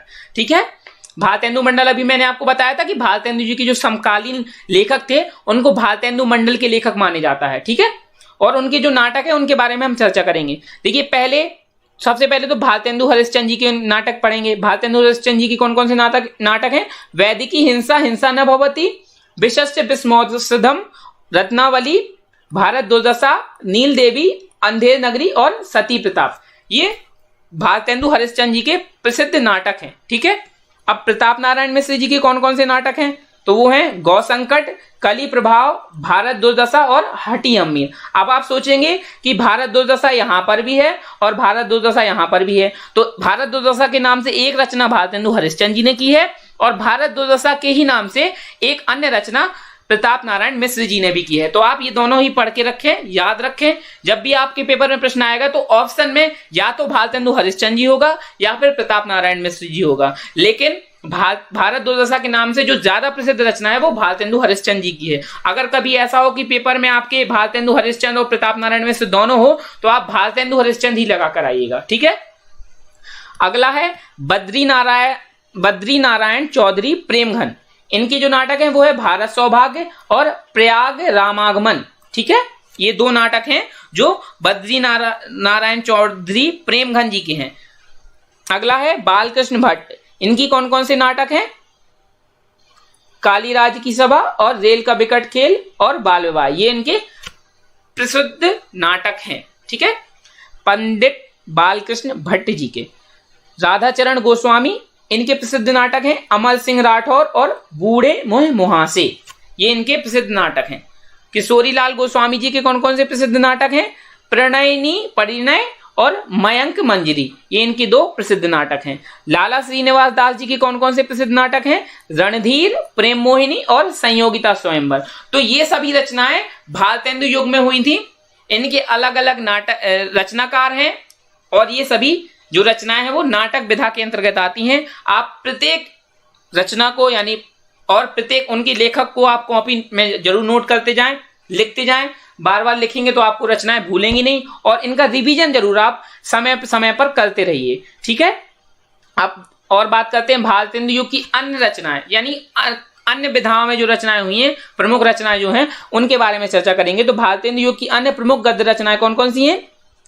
पहले तो भारतेंदु युग हरिश्चंद्र जी द्वारा रचित हैं कश्मीर कुसुम और बादशाह दर्पण, ये इतिहास विधा में लिखी गई हैं। अभी हम नाटक विधा की सारी रचनाएं पढ़ते आ रहे थे, अब ये है भारतेंदु हरिश्चंद्र द्वारा लिखित जो है रचना जिनकी की गई है कश्मीर कुसुम और बादशाह दर्पण, ये इतिहास विधा की रचना है। और जयदेव का जीवन व्रत, ये जीवनी विधा की रचना है। ठीक है। ये जो जयदेव का जीवन व्रत है ये जीवनी विधा की रचना है, तो ये याद रखिएगा। जो जीवनी विधा का जो जन्मदाता माना जाता है वो भारतेंदु हरिश्चंद्र जी को ही माना जाता है कि जीवनी लिखना प्रारंभ भारतेंदु हरिश्चंद्र जी ने ही किया था। ठीक। तो ये एक अन्य चीज आप याद रख सकते हैं। प्रताप नारायण मिश्र, इनकी कौन कौन सी रचनाएं हैं? वो हैं खुशामद, नारी, परीक्षा, प्रताप पीयूष, निबंध नवनीत, ये इनके निबंध हैं। किस विधा में है? निबंध विधा में है।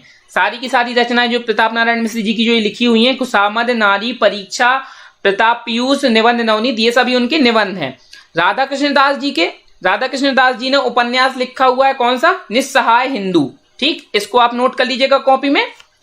पंडित बालकृष्ण भट्ट जी ने नूतन ब्रह्मचारी नामक उपन्यास लिखा है और 100 अजान एक सुजान नामक उपन्यास लिखा है। तो ये पंडित बालकृष्ण भट्ट जी के दो उपन्यास हो गए, इनके बारे में भी याद रखिएगा। अब जो सबसे इंपॉर्टेंट टॉपिक या कह लीजिए पार्ट है भारतेंदु हरिश्चंद्र जो भारतेंदु युग था उसका ये है कि यहाँ पर बहुत ही फेमस या प्रमुख कह दीजिए जो बहुत ज्यादा विख्यात हुई पत्र पत्रिकाएं प्रकाशित हुई थी और इनके अलग अलग प्रकाशक करता है, यानी जिन्होंने अलग अलग इनका प्रकाशन किया है। तो भारतेंदु हरिश्चंद्र जी ने कौन कौन सी पत्रिकाएं प्रकाशित की हैं? हरिश्चंद्र मैगजीन, हरिश्चंद्र चंद्रिका, बाला बोधिनी और कवि वचन सुधा। अभी हमने कवि वचन सुधा के बारे में पढ़ा था कि कवि वचन सुधा की जो प्रकाशन हुआ था वो काशी से हुआ था और कौन सी सन में? 1868 ईस्वी में हुआ था। बालकृष्ण भट्ट जी की जो पत्रिका है उसका नाम है हिंदी प्रदीप। प्रताप नारायण मिश्र जी की जो पत्रिका है उसका नाम है ब्राह्मण और कार्तिक प्रसाद खत्री जी की जो पत्रिका है उसका नाम है हिंदी दीप्ति प्रकाश। बद्री नारायण चौधरी प्रेमघन, अब ये प्रेमघन इनका नाम नहीं है, इनको उपाधि दी गई है प्रेमघन के नाम से। इनका नाम है बद्री नारायण चौधरी। इन्होंने जो पत्रिका प्रकाशित की थी उसका नाम है आनंद कादम्बिनी। ठीक है। तो ये जो पत्रिकाएं हैं ये भारतेंदु युग में प्रकाशित हुई और निम्न लेखकों के द्वारा इनका प्रकाशन किया गया। ठीक है, अब आज के लिए जो भारतेंदु युग था वो आज समाप्त हो रहा है। भारतेंदु युग के अंतर्गत जो जो भी प्रमुख घटनाएं थी, जो जो भी प्रमुख रचनाएं थी, नाटक थे, निबंध थे या उपन्यास थे, उनके बारे में आज हमने चर्चा की है। इन सभी को आप अपनी कॉपी में जरूर नोट कर लीजिएगा और बार बार इनका समय समय पर रिवीजन करते जाइए। साथ ही साथ पुराने जो हिंदी साहित्य के वीडियोस अपलोड किए जा चुके हैं उनके बारे में ही पढ़ते रहिए। कोशिश रहेगी कि आगे भी इसी तरह से इसी समय अंतराल में आपके पास वीडियोस प्रोवाइड कराते जाएं और आपका हिंदी साहित्य का जो इतिहास है गद्य का और पद्य का वो जल्द से जल्द समाप्त हो जाए और आपके जो टेस्ट है रचनाओं से रिलेटेड और लेखकों से रिलेटेड, लेखक और रचनाएं जो बार बार आपकी परीक्षा में जिनमें विकल्प के रूप में प्रश्न पूछे जाते हैं वो विकल्प बार बार आपसे करवाते जाएं, जिससे आप इन सभी को हल करने में और सटीक उत्तर देने में बिल्कुल निपुण हो जाएं। तो अपनी तैयारी को जारी रखिएगा। साथ ही साथ कुछ रचनाएं पिछले वीडियो से रिलेटेड मैंने आपको दी हैं, उनका उत्तर आप कमेंट बॉक्स में जरूर दीजिएगा। तो रचनाएं हैं प्रेम सागर, राजा भोज का सपना, बेताल पच्चीसी, रानी केतकी की कहानी और नासिकेतोपाख्यान। ये 5 रचनाएं हैं, इनका उत्तर आप कमेंट बॉक्स में जरूर दे दीजिए।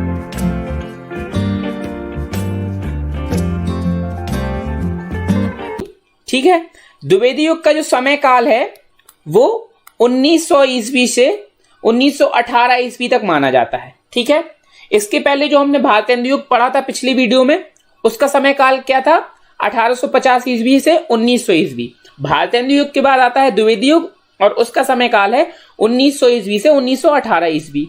ठीक है, जो द्विवेदी युग है उसका नामकरण आचार्य महावीर प्रसाद द्विवेदी जी के नाम पर किया गया है। जैसे कि भारतेंदु युग का नामकरण जो था वो भारतेंदु हरिश्चंद्र के नाम पर किया गया था, वैसे ही द्विवेदी युग का नामकरण आचार्य महावीर प्रसाद द्विवेदी के नाम पर किया गया।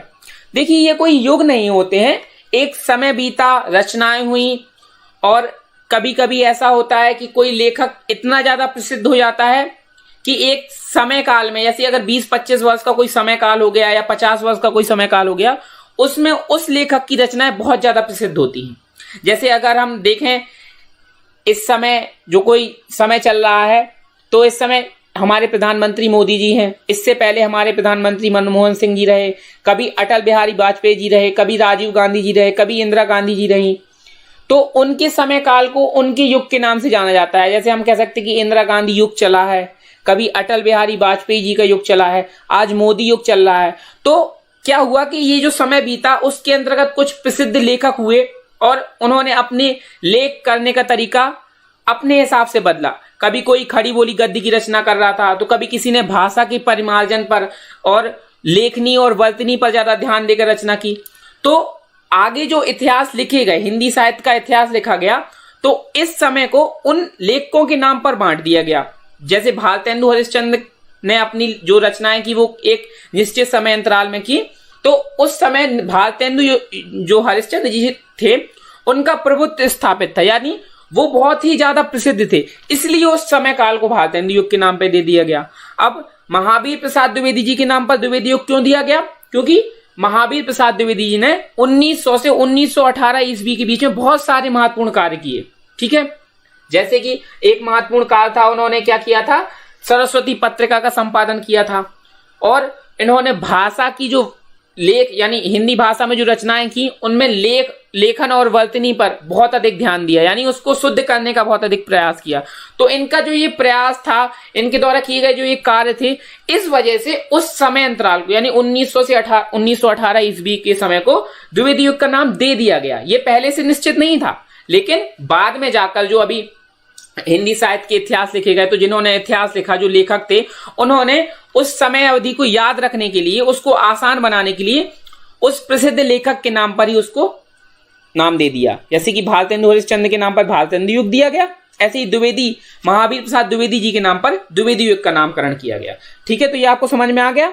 और ये निश्चित नहीं है कि भारतेंदु युग में जो लेखक हैं वो द्विवेदी युग में उन्होंने रचनाएं नहीं की, ऐसा कुछ नहीं है। भारतेंदु युग के कुछ लेखक हैं जिन्होंने, मान लीजिए अगर किसी ने 1890 ईस्वी से रचना करना प्रारंभ किया, तो क्या वो 10 साल ही रचना करेगा कि 1900 ईस्वी तक भारतेंदु युग चला तो सिर्फ उसने उसी में रचना की? नहीं, 1890 से कोई द्विवेदी युग में भी रचनाएं करता रहा, उनकी भारतेंदु युग में भी रचनाएं देखने को मिलती है। अब जैसे रामधारी सिंह दिनकर जी हैं, ठीक है, उनकी रचनाएं हमें द्विवेदी युग में भी देखने को मिलती हैं और उनकी रचनाएं हमें छायावाद उत्तर युग में भी देखने को मिलती हैं। तो ऐसा थोड़ी है कि युग परिवर्तन हुआ और उन्होंने रचनाएं करना बंद कर दी, नहीं, ये समय अंतराल चलता रहा, रचनाएं होती नहीं, लेकिन बाद में इन जो ये महत्वपूर्ण समय था वहां पर जिसका प्रभुत्व स्थापित था, जो या फिर जो बहुत ही महत्वपूर्ण लेखक बन के निकल कर आए, उनको समय उनके नाम पर युग दे दिया गया। तो आपको ये चीज बहुत ध्यान रखनी होगी कि जरूरी नहीं कि एक लेखक सिर्फ एक ही युग में कार्य करता रहा हो। वो भारतेंदु युग में भी हो सकता है उन्होंने कार्य किया हो, लेख किए हो, और उन्होंने द्विवेदी युग में भी लेख किए हो। तो ये चीज आप याद रखिएगा, कभी कंफ्यूज नहीं होना चाहिए आपको इस चीज में कि देवकीनंदन खत्री जी हैं, वो भारतेंदु युग में भी कार्य कर रहे थे और द्विवेदी युग में भी कार्य कर रहे थे। तो ऐसा थोड़ी है कि द्विवेदी युग लगा तो उन्होंने लेखन कार्य बंद कर दिया, नहीं। द्विवेदी युग में जो लेखन करने की जो एक नई टेक्निक कह लीजिए या एक तकनीक का विकास हुआ, उस पर उन्होंने रचनाएं करना प्रारंभ कर दिया, ये होता था। ठीक है, तो द्विवेदी युग का नामकरण आचार्य महावीर प्रसाद द्विवेदी जी के नाम पर किया गया। और देखिए 1900 ईस्वी में सरस्वती पत्रिका बहुत ही महत्वपूर्ण पत्रिका है द्विवेदी युग की। जैसे कि जो भारतेंदु युग था वहां पर हरिश्चंद्र मैगनीज नामक जो पत्रिका थी, कवि वचन सुधा नामक पत्रिका थी, ये बहुत महत्वपूर्ण थी। ऐसे ही द्विवेदी युग में सरस्वती नामक पत्रिका, देखिए 1900 ईस्वी में इसका प्रकाशन प्रारंभ हुआ था। तो 1900 ईस्वी में सरस्वती पत्रिका का संपादन प्रारंभ हुआ। इसके जो प्रकाशक थे और प्रथम संपादक थे वो चिंतामणि घोष थे। आप कभी भी कंफ्यूज मत होइएगा, जो प्रथम संपादक हैं वो चिंतामणि घोष हैं, लेकिन जो सरस्वती पत्रिका है वो महावीर प्रसाद द्विवेदी जी के नाम से जानी जाती है, क्योंकि प्रथम संपादक तो चिंतामणि घोष थे। इनके बाद बाबू श्याम सुंदर दास जी ने भी इसका संपादन, श्याम सुंदर जो दास थे, डॉक्टर श्याम सुंदर दास, इन्होंने चिंतामणि घोष के बाद वो संपादक बने।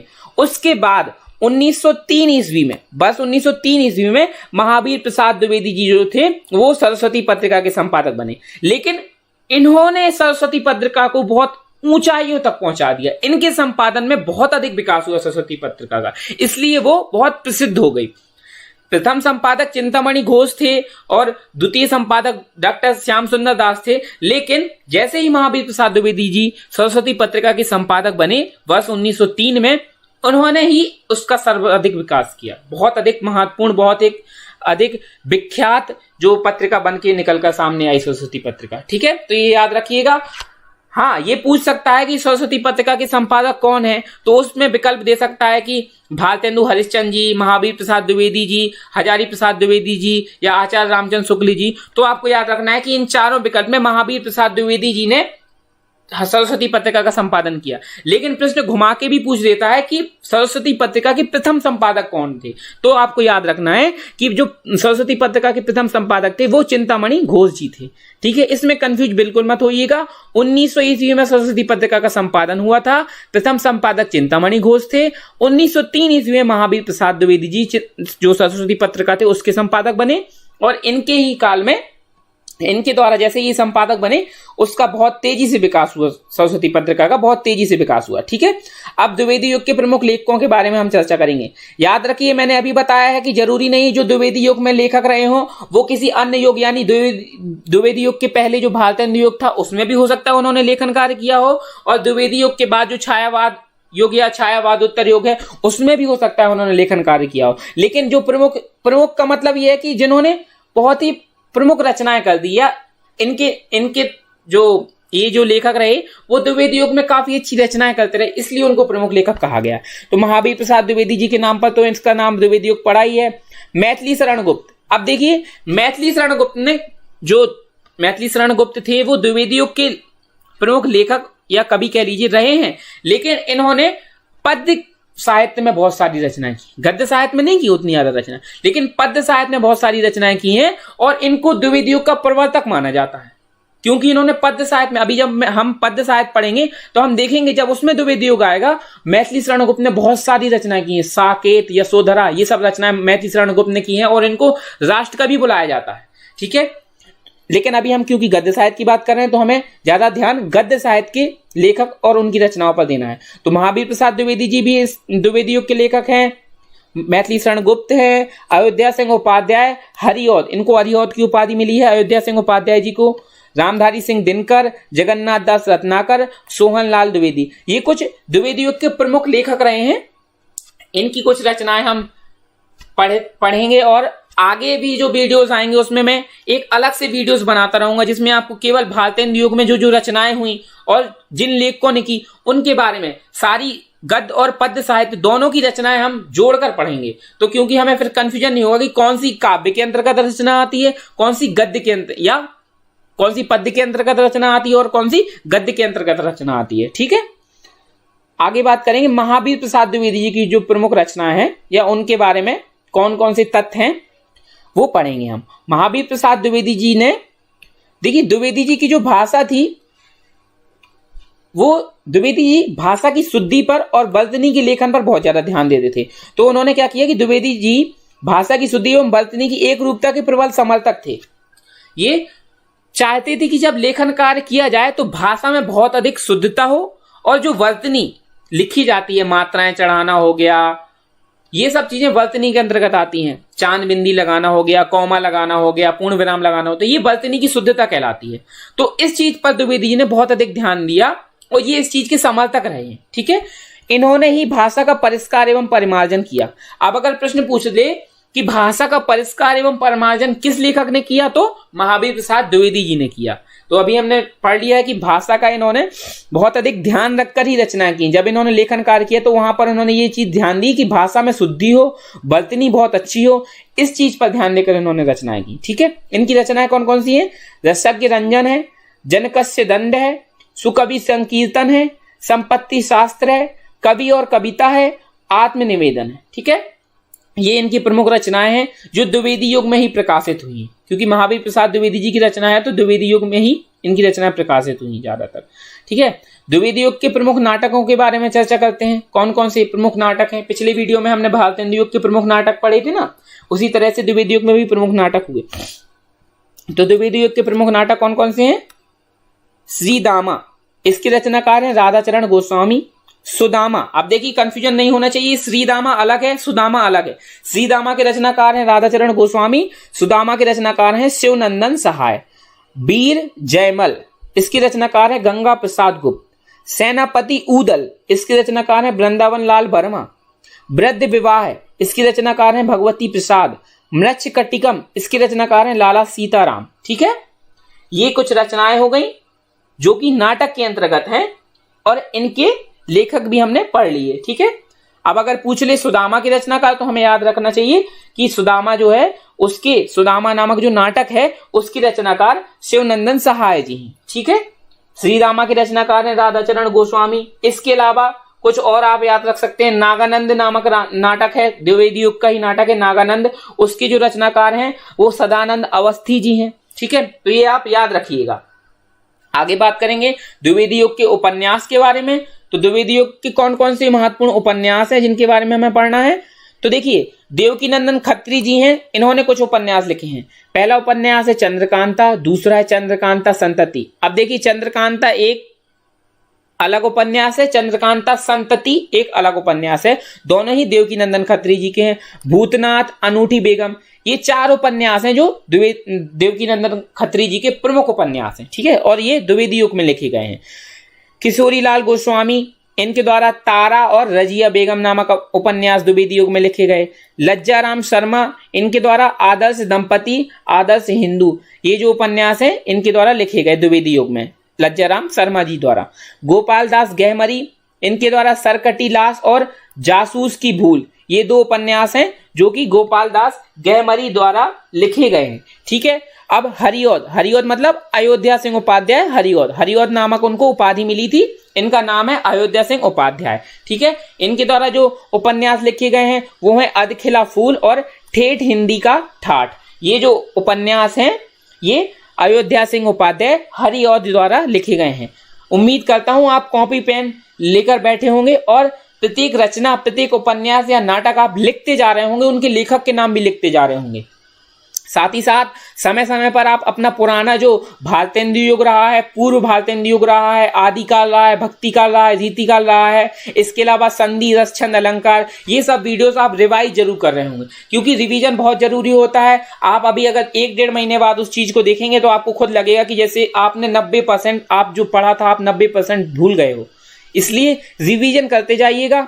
वीडियोस आपको रेगुलर मिलते जा रहे हैं तो आगे भी पढ़ते जाइए, साथ ही साथ पीछे का रिवीजन करना मत भूलें। ठीक है, अब द्विवेदी युग की कहानियां पढ़ेंगे। देखिए, कहानियों की जो शुरुआत हुई वो द्विवेदी युग से हुई। भारतेंदु युग में हमने निबंध, उपन्यास और नाटक पढ़े थे। जो भारतेंदु युग था उसमें हमने निबंध, उपन्यास और नाटक पढ़े थे। जो कहानियों की शुरुआत हुई, प्रारंभ हुआ, वो द्विवेदी युग से हुआ। पिछले वीडियो में हमने जो हिंदी में प्रथम नाटक थे, उपन्यास थे, साथ ही साथ कहानी भी पढ़ी थी कि इंदुमती जो थी वो हिंदी की प्रथम कहानी मानी जाती है ना, किशोरी लाल गोस्वामी जी द्वारा रचित इंदुमती है वो हिंदी की प्रथम कहानी मानी जाती। लेकिन ये जो कहानी है वो द्विवेदी युग में प्रकाशित हुई थी। ठीक है, तो याद रखिएगा, द्विवेदी युग की प्रमुख कहानी के अंतर्गत आती है ये इंदुमती। प्रथम कहानी है ये हिंदी गद्य की। ठीक है, 11 वर्ष का समय इसकी रचना की थी आचार्य रामचंद्र शुक्ल जी ने। प्लेग की चुड़ैल, ये बहुत प्रसिद्ध है, लाला भगवान दीन। ठीक है, इसके जो रचनाकार हैं प्लेग की चुड़ैल के लाला भगवान दीन, यहाँ पर बड़ा ला है, याद रखिए। लाला भगवान दीन जो है वो प्लेग की चुड़ैल की रचनाकार हैं। दुलाई वाली जो कहानी है उसका नाम है दुलाई वाली, इसकी रचना की है बंग महिला ने। ठीक है, बंग महिला, उसने कहा था, इसकी रचनाकार हैं चंद्रधर शर्मा गुलेरी। ये भी बहुत महत्वपूर्ण कहानी है, बार बार प्रश्न जो पेपर है उसमें पूछी जाती है कि उसने कहा था नामक कहानी के रचनाकार कौन है, तो चंद्रधर शर्मा गुलेरी जी हैं। तो कहानी और उसकी रचनाकार किसने इसकी रचना की है ये जरूर आप लिख लीजिएगा और याद कर लीजिएगा। ठीक है, बहुत इंपॉर्टेंट है, द्विवेदी युग के अंतर्गत आने वाली कहानियां हैं ये सारी। अब द्विवेदी युग के प्रमुख जीवन चरित्र जो हैं उनके बारे में चर्चा करेंगे। जीवन चरित्र से पहले मैं आपको बता दूं कि जो जीवनी थी वो लिखने का प्रारंभ भारतेंदु हरिश्चंद्र जी ने किया था। अब द्विवेदी युग आया तो जीवनी लिखा जाना, जीवन चरित्र लिखा जाना एक आम बात हो गई और ये चर्चा का विषय बन गया कि जीवन चरित्र लिखना। ठीक है, तो अब देखते हैं हरिश्चंद्र जी का जीवन चरित्र और गोस्वामी तुलसीदास जी का जीवन चरित्र, ये दोनों ही रचनाएं बाबू शिव नंदन सहाय जी ने लिखी है। ठीक है, हरिश्चंद्र जी का जीवन चरित्र और गोस्वामी तुलसीदास जी का जीवन चरित्र दोनों ही रचनाएं बाबू शिवनंदन सहाय ने लिखी हैं। और बाबू राधा कृष्ण दास जी का जीवन चरित्र जो है वो आचार्य रामचंद्र शुक्ल जी ने लिखा है। ठीक है, बाबू राधा कृष्ण दास जी का जीवन चरित्र आचार्य रामचंद्र शुक्ल जी ने लिखा है। तो देखा आपने, द्विवेदी युग के अंतर्गत हमने द्विवेदी युग के जो प्रमुख नाटक थे उनके बारे में पढ़ा है, द्विवेदी युग के जो प्रमुख उपन्यास थे उनके बारे में पढ़ा है, साथ ही साथ जो द्विवेदी युग में कहानियों की शुरुआत हुई इंदुमती से लेकर, इंदुमती हिंदी गद्य की प्रथम कहानी मानी जाती है, उसके जो लेखक हैं वो किशोरी लाल गोस्वामी जी हैं। तो हमने द्विवेदी युग की कहानियों के बारे में भी पढ़ लिया, द्विवेदी युग में जो प्रमुख जीवन चरित्र थे उनके बारे में भी पढ़ लिया। तो यहीं तक हमारा द्विवेदी युग था। ठीक है, इसके अंतर्गत जो प्रमुख रचनाएं हिंदी गद्य के अंतर्गत जो थी, पद्य की बात नहीं कर रहा मैं, पद्य की रचनाएं हम पद्य के जब हिंदी साहित्य जो प्रारंभ होगा तब हम द्विवेदी युग के अंतर्गत जो पद्य की रचनाएं हुई थी उनके बारे में पढ़ेंगे। अभी सिर्फ हम गद्य की रचनाएं पढ़ रहे हैं। तो ये हिंदी गद्य की द्विवेदी युग के अंतर्गत आने वाली प्रमुख रचनाएं थी, इनके बारे में आज हमने पढ़ा। अगले वीडियो में हम छायावादोत्तर युग के बारे में हम पढ़ेंगे, उसके अंतर्गत कौन कौन से गद्य लेखक हुए हैं, उन्होंने कौन कौन सी रचनाएं की हैं, या उस काल के अंतर्गत कौन कौन सी प्रमुख घटनाएं जो हिंदी गद्य के विकास में सहायक रही उनके बारे में पढ़ेंगे। तब तक आप अपनी तैयारी करते रहिए, रिवीजन करते रहिए, नोट्स बनाते चलिए, जिससे आपको बाद में परीक्षा के समय कभी परेशानी नहीं होगी कि हाँ परीक्षा का समय आ रहा है, आपको नोट्स भी बनाना पड़ रहा है। अभी नोट्स बना लेंगे, अभी से आपका ये चीज तैयार होती चलेगी। साथ ही साथ कुछ प्रश्न मैंने पिछले वीडियोस से आपसे पूछे हैं, उनके उत्तर आप कमेंट बॉक्स में जरूर बता दीजिएगा। ठीक है, आपको बताना है कि हिंदी का प्रथम उपन्यास कौन सा है, हिंदी का प्रथम नाटक कौन सा है। इस वीडियो में हमने दोबारा पढ़ लिया कि हिंदी की प्रथम कहानी इंदुमती थी, किशोरी लाल गोस्वामी द्वारा रचित। तो इसके अलावा दो आपको बताने कि हिंदी का प्रथम उपन्यास और हिंदी का प्रथम नाटक कौन सा है, और पूर्व भारतेंदु युग का समय काल क्या है, उसके बारे में भी आप कमेंट करके जरूर बताएं। कवि वचन सुधा जो पत्रिका थी उसका प्रकाशन का वर्ष क्या था और किस स्थान से वो प्रकाशित हुई थी और उसके प्रकाशक का नाम, ये सब आपको कमेंट बॉक्स में कमेंट करके बताना है।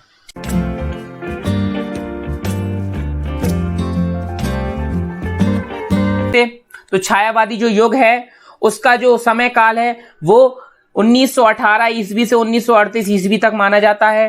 ठीक है, इसके जो प्रवर्तक हैं, चार जो लेखक थे, चार लेखकों के अंतर जो छायावादी युग है उसमें चार लेखकों का महत्वपूर्ण योगदान है, जिनमें से जयशंकर प्रसाद, सूर्यकांत त्रिपाठी निराला जी, सुमित्रानंदन पंत जी और महादेवी वर्मा जी। इनका बहुत ही महत्वपूर्ण योगदान छायावादी युग में देखने को मिलता है। ठीक है, इसके अलावा अन्य भी लेखक हैं जिन्होंने छायावादी युग में बहुत सारी रचनाएं की हैं, उपन्यास लिखे हैं, नाटक लिखे हैं, निबंध लिखे हैं। तो उनमें से जो अन्य लेखक हैं वो हैं हरिकृष्ण प्रेमी जी, लक्ष्मी नारायण मिश्र जी, पांडे बेचन शर्मा उग्र जी, भगवती चरण वर्मा जी, शिवपूजन सहाय जी। इनके अलावा पद्मलाल पुन्नालाल बख्शी जी और गुलाब राय, इनका पूरा नाम है बाबू गुलाब राय। ठीक है, संपूर्णानंद जी और वियोगी हरि जी, ये कुछ महत्वपूर्ण लेखक हैं जिनका संबंध छायावादी युग से हमें देखने को मिलता है। और जो छायावादी युग है इसमें देखा जाए तो जो विभिन्न विधाएं थी उनमें जो रचनाएं थी वो अपने चरम पर थी, यानी चरम सीमा प्राप्त कर ली थी। अभी तक जो द्विवेदी युग वगैरह देखने को मिला वहां पर उपन्यास, कहानी और नाटक देखने को ज्यादा मिलते थे, लेकिन जैसे ही छायावादी युग प्रारंभ हुआ हमें निबंध भी देखने को मिलने लगे, हमें रेखा चित्र भी देखने को मिलने लगे, हमें यात्रावृत रचनाएं भी देखने को मिलने लगी। तो जो अब हिंदी गद्य था वो अपनी चरम सीमा पर आ चुका था। ठीक है, जो हिंदी गद्य में जो वृद्धि हुई थी, विकास हुआ था, वो अपनी चरम सीमा पर था। ठीक है, तो अब देखते हैं हम प्रमुख नाटक कौन कौन से हैं, प्रमुख नाटक जो छायावादी युग में हमें देखने को मिलते हैं और इनके बारे में हमें पढ़ना है और याद करके रखना है, साथ ही साथ नोट्स बनाते चलना है। तो ये जो नाटक थे वो जयशंकर प्रसाद जी के कुछ नाटक बहुत फेमस या कह दीजिए प्रसिद्ध हुए हैं। वो हैं कल्याणी, चंद्रगुप्त, स्कंदगुप्त, जन्मेजय का नागयज्ञ और ध्रुव स्वामिनी। अब इनमें से जो चंद्रगुप्त, स्कंदगुप्त और ध्रुव स्वामिनी है, इससे बार बार प्रश्न पूछे जाते हैं। ध्रुव स्वामिनी नामक नाटक या कल्याणी नामक नाटक, चंद्रगुप्त नामक नाटक, इनकी रचना जयशंकर प्रसाद जी ने की है। इसके अलावा हरिकृष्ण प्रेमी जी के जो नाटक हैं वो हैं स्वर्ण विहीन, रक्षाबंधन और प्रतिशोध। ये जो नाटक हैं ये हरिकृष्ण प्रेमी जी ने लिखे हैं। ठीक है, अब इसके बाद लक्ष्मी नारायण मिश्र जी ने भी कुछ नाटक लिखे हैं जो बहुत ही प्रसिद्ध हुए हैं। उनमें से सन्यासी, सिंदूर की होली और मुक्ति का रहस्य, ये सभी नाटक छायावादी युग में लक्ष्मी नारायण मिश्र जी द्वारा लिखे गए हैं। इसके अलावा गोविंद बल्लभ पंत जी, कुछ नाटक मैं और बता रहा हूं, उनके रचनाकार में बता रहा हूं, वो आप अपनी कॉपी में चाहें तो नोट कर सकते हैं, काफी इंपॉर्टेंट है। गोविंद बल्लभ पंत जी हैं, उन्होंने अंगूर की बेटी, राजमुकुट और सिंदूर की बिंदी। अब देखिए लक्ष्मी नारायण मिश्र जी ने लिखा है सिंदूर की होली। ठीक है, कंफ्यूजन नहीं होना चाहिए बिल्कुल भी। लक्ष्मी नारायण मिश्र जी ने सिंदूर की होली लिखा है, जबकि जो गोविंद बल्लभ पंत जी हैं उन्होंने सिंदूर की बिंदी नामक जो नाटक है उसकी रचना की है। इसके अलावा उपेंद्र नाथ अस्क जी हैं, उन्होंने भी अलग अलग रास्ते, स्वर्ग की झलक इन और उड़ान, ये नाटक उपेंद्र नाथ अस्क जी ने लिखे हैं। ये भी आपके लिए जरूरी हैं, लेकिन जो ज्यादा इंपॉर्टेंट थे वो मैंने आपको लिख कर दे दिए ताकि आप उनके नोट्स बना लें, और आप चाहें तो जो मैं आपको बोलता जा रहा हूं उनके बारे में भी आप अपनी कॉपी में नोट डाउन कर सकते हैं। ठीक है, तो मैंने अभी आपको गोविंद बल्लभ पंत जी के अंगूर की बेटी, राजमुकुट और सिंदूर की बिंदी नामक जो नाटक है वो बताया है। इसके अलावा उपेंद्र नाथ अस्क जी द्वारा रचित जो है उड़ान, अलग अलग रास्ते और स्वर्ग की झलक, ये भी आप नाटक अपनी कॉपी में नोट डाउन कर सकते हैं। ये भी छायावादी युग में ही लिखे गए हैं। ठीक है, अब बात करेंगे प्रमुख उपन्यास के बारे में कि छायावादी युग में प्रमुख कौन कौन से उपन्यास हैं जो लिखे गए हैं। ठीक है, प्रमुख उपन्यास के बारे में हम पढ़ेंगे तो मुंशी प्रेमचंद जी का नाम निकल कर आता है। जैसे अभी नाटक में क्या था, जो नाटक के क्षेत्र में जयशंकर प्रसाद जी का नाम बहुत ज्यादा फेमस हुआ था, प्रसिद्ध निकल कर आया था छायावादी युग में। उनकी जो रचनाएं थी कल्याणी, ध्रुव स्वामिनी, चंद्रगुप्त, स्कंदगुप्त, और इसी प्रकार से जो उपन्यास का क्षेत्र था छायावादी युग में उसमें मुंशी प्रेमचंद जी का बहुत अधिक योगदान है। उन्होंने सेवा सदन, रंगभूमि, कर्मभूमि, निर्मला, कायाकल्प, गवन और गोदाम, ये इतने सारे प्रमुख बहुत ही महत्वपूर्ण और बहुत ही प्रसिद्ध उपन्यासों की रचना मुंशी प्रेमचंद जी ने छायावादी युग में की थी। उनके अलावा जयशंकर प्रसाद जी के भी कुछ उपन्यास हैं जो बहुत ही प्रमुख हैं, जैसे कि कंकाल, तितली और इरावती। इरावती के बारे में याद रखिएगा, जो इरावती है वो जयशंकर प्रसाद जी का अपूर्ण उपन्यास है, वो इनको पूरा नहीं कर पाए थे। तो प्रश्न पूछा जाता है कि जयशंकर प्रसाद जी का अपूर्ण उपन्यास कौन सा है, तो हमें याद रखना है कि इरावती है। ठीक है, इसके अलावा आप कुछ और उपन्यासकारों की रचनाएं लिख सकते हैं, जैसे कि भगवती चरण वर्मा ने जो उपन्यास लिखे हैं वो है चित्रलेखा, भूले बिसरे चित्र, टेढ़े मेढ़े रास्ते। तो ये जो उपन्यास हैं ये भगवती चरण वर्मा ने लिखे हैं, ये आप अपनी कॉपी में नोट डाउन कर सकते हैं। अब पढ़ेंगे हम प्रमुख निबंध कौन कौन से हैं जो छायावादी युग में लिखे गए हैं और उनके रचनाकार कौन है। तो आचार्य रामचंद्र शुक्ल जी द्वारा चिंतामणि नामक निबंध संग्रह लिखा गया है। ये केवल एक निबंध नहीं है, इस चिंतामणि निबंध संग्रह के अंतर्गत बहुत सारे निबंध हैं, जिनमें से घृणा, क्रोध, भाव या मनोविकार और साधारणीकरण और व्यक्ति वैचित्रवाद और काव्य में रहस्यवाद, ये कुछ निबंध हैं जो चिंतामणि नामक निबंध संग्रह के अंतर्गत सम्मिलित है। यानी कि जो उन्होंने चिंतामणि नामक निबंध संग्रह लिखा है उसके अंतर्गत घृणा, क्रोध, भाव या मनोविकार, साधारणीकरण और व्यक्ति वैचित्रवाद, ये पूरा एक नाम है उनके निबंध का। साधारणीकरण और व्यक्ति वैचित्रवाद पूरे उनके निबंध का पूरा एक नाम है। और काव्य में रहस्यवाद, ये भी पूरा एक निबंध है। भाव या मनोविकार, ये एक निबंध है। ये सभी निबंध चिंतामणि नामक निबंध संग्रह में संग्रहित हैं। यानी कि एक ही निबंध संग्रह बनाकर उसके अंतर्गत बहुत सारे निबंध उन्होंने लिखे थे। ठीक है, इसके अलावा हम गुलाब राय जी जो हैं उनके भी निबंध हम पढ़ते हैं। गुलाब राय जी द्वारा कौन कौन से निबंध लिखे गए हैं, तो गुलाब राय जी द्वारा थलुआ क्लब, मेरे निबंध और मेरी असफलताएं, ये निबंध जो हैं गुलाब राय जी द्वारा लिखे गए हैं। ठीक है, इसके अलावा हजारी प्रसाद द्विवेदी जी द्वारा, अभी हमने गुलाब राय जी के बारे में पढ़ लिया, अब हम पढ़ेंगे कि हजारी प्रसाद द्विवेदी जी द्वारा कौन कौन से निबंध लिखे गए। तो अशोक के फूल, कल्पलता, विचार और वितर्क, कुटज और आलोक पर्व, ये जो निबंध हैं ये हजारी प्रसाद द्विवेदी जी द्वारा लिखे गए हैं। कौन कौन से? अशोक के फूल, कल्पलता, विचार और वितर्क, कुटज और आलोक पर्व। ठीक है, इसके अलावा आप चाहें तो कुछ और निबंध लिख सकते हैं जो बहुत ही महत्वपूर्ण है। वो है डॉक्टर संपूर्णानंद जी ने भी लिखे हैं। उनका एक जो निबंध है वो काफी प्रसिद्ध है, उसका नाम है जीवन और दर्शन। इसके बारे में प्रश्न पूछे जाते हैं। और इसके अलावा अगर देखें तो श्याम सुंदर दास जी द्वारा गद्य कुसुमावली लिखी गई है। गद्य कुसुमावली नामक निबंध लिखा गया है श्याम सुंदर दास जी द्वारा, उसके बारे में प्रश्न आपसे पूछ लेता है।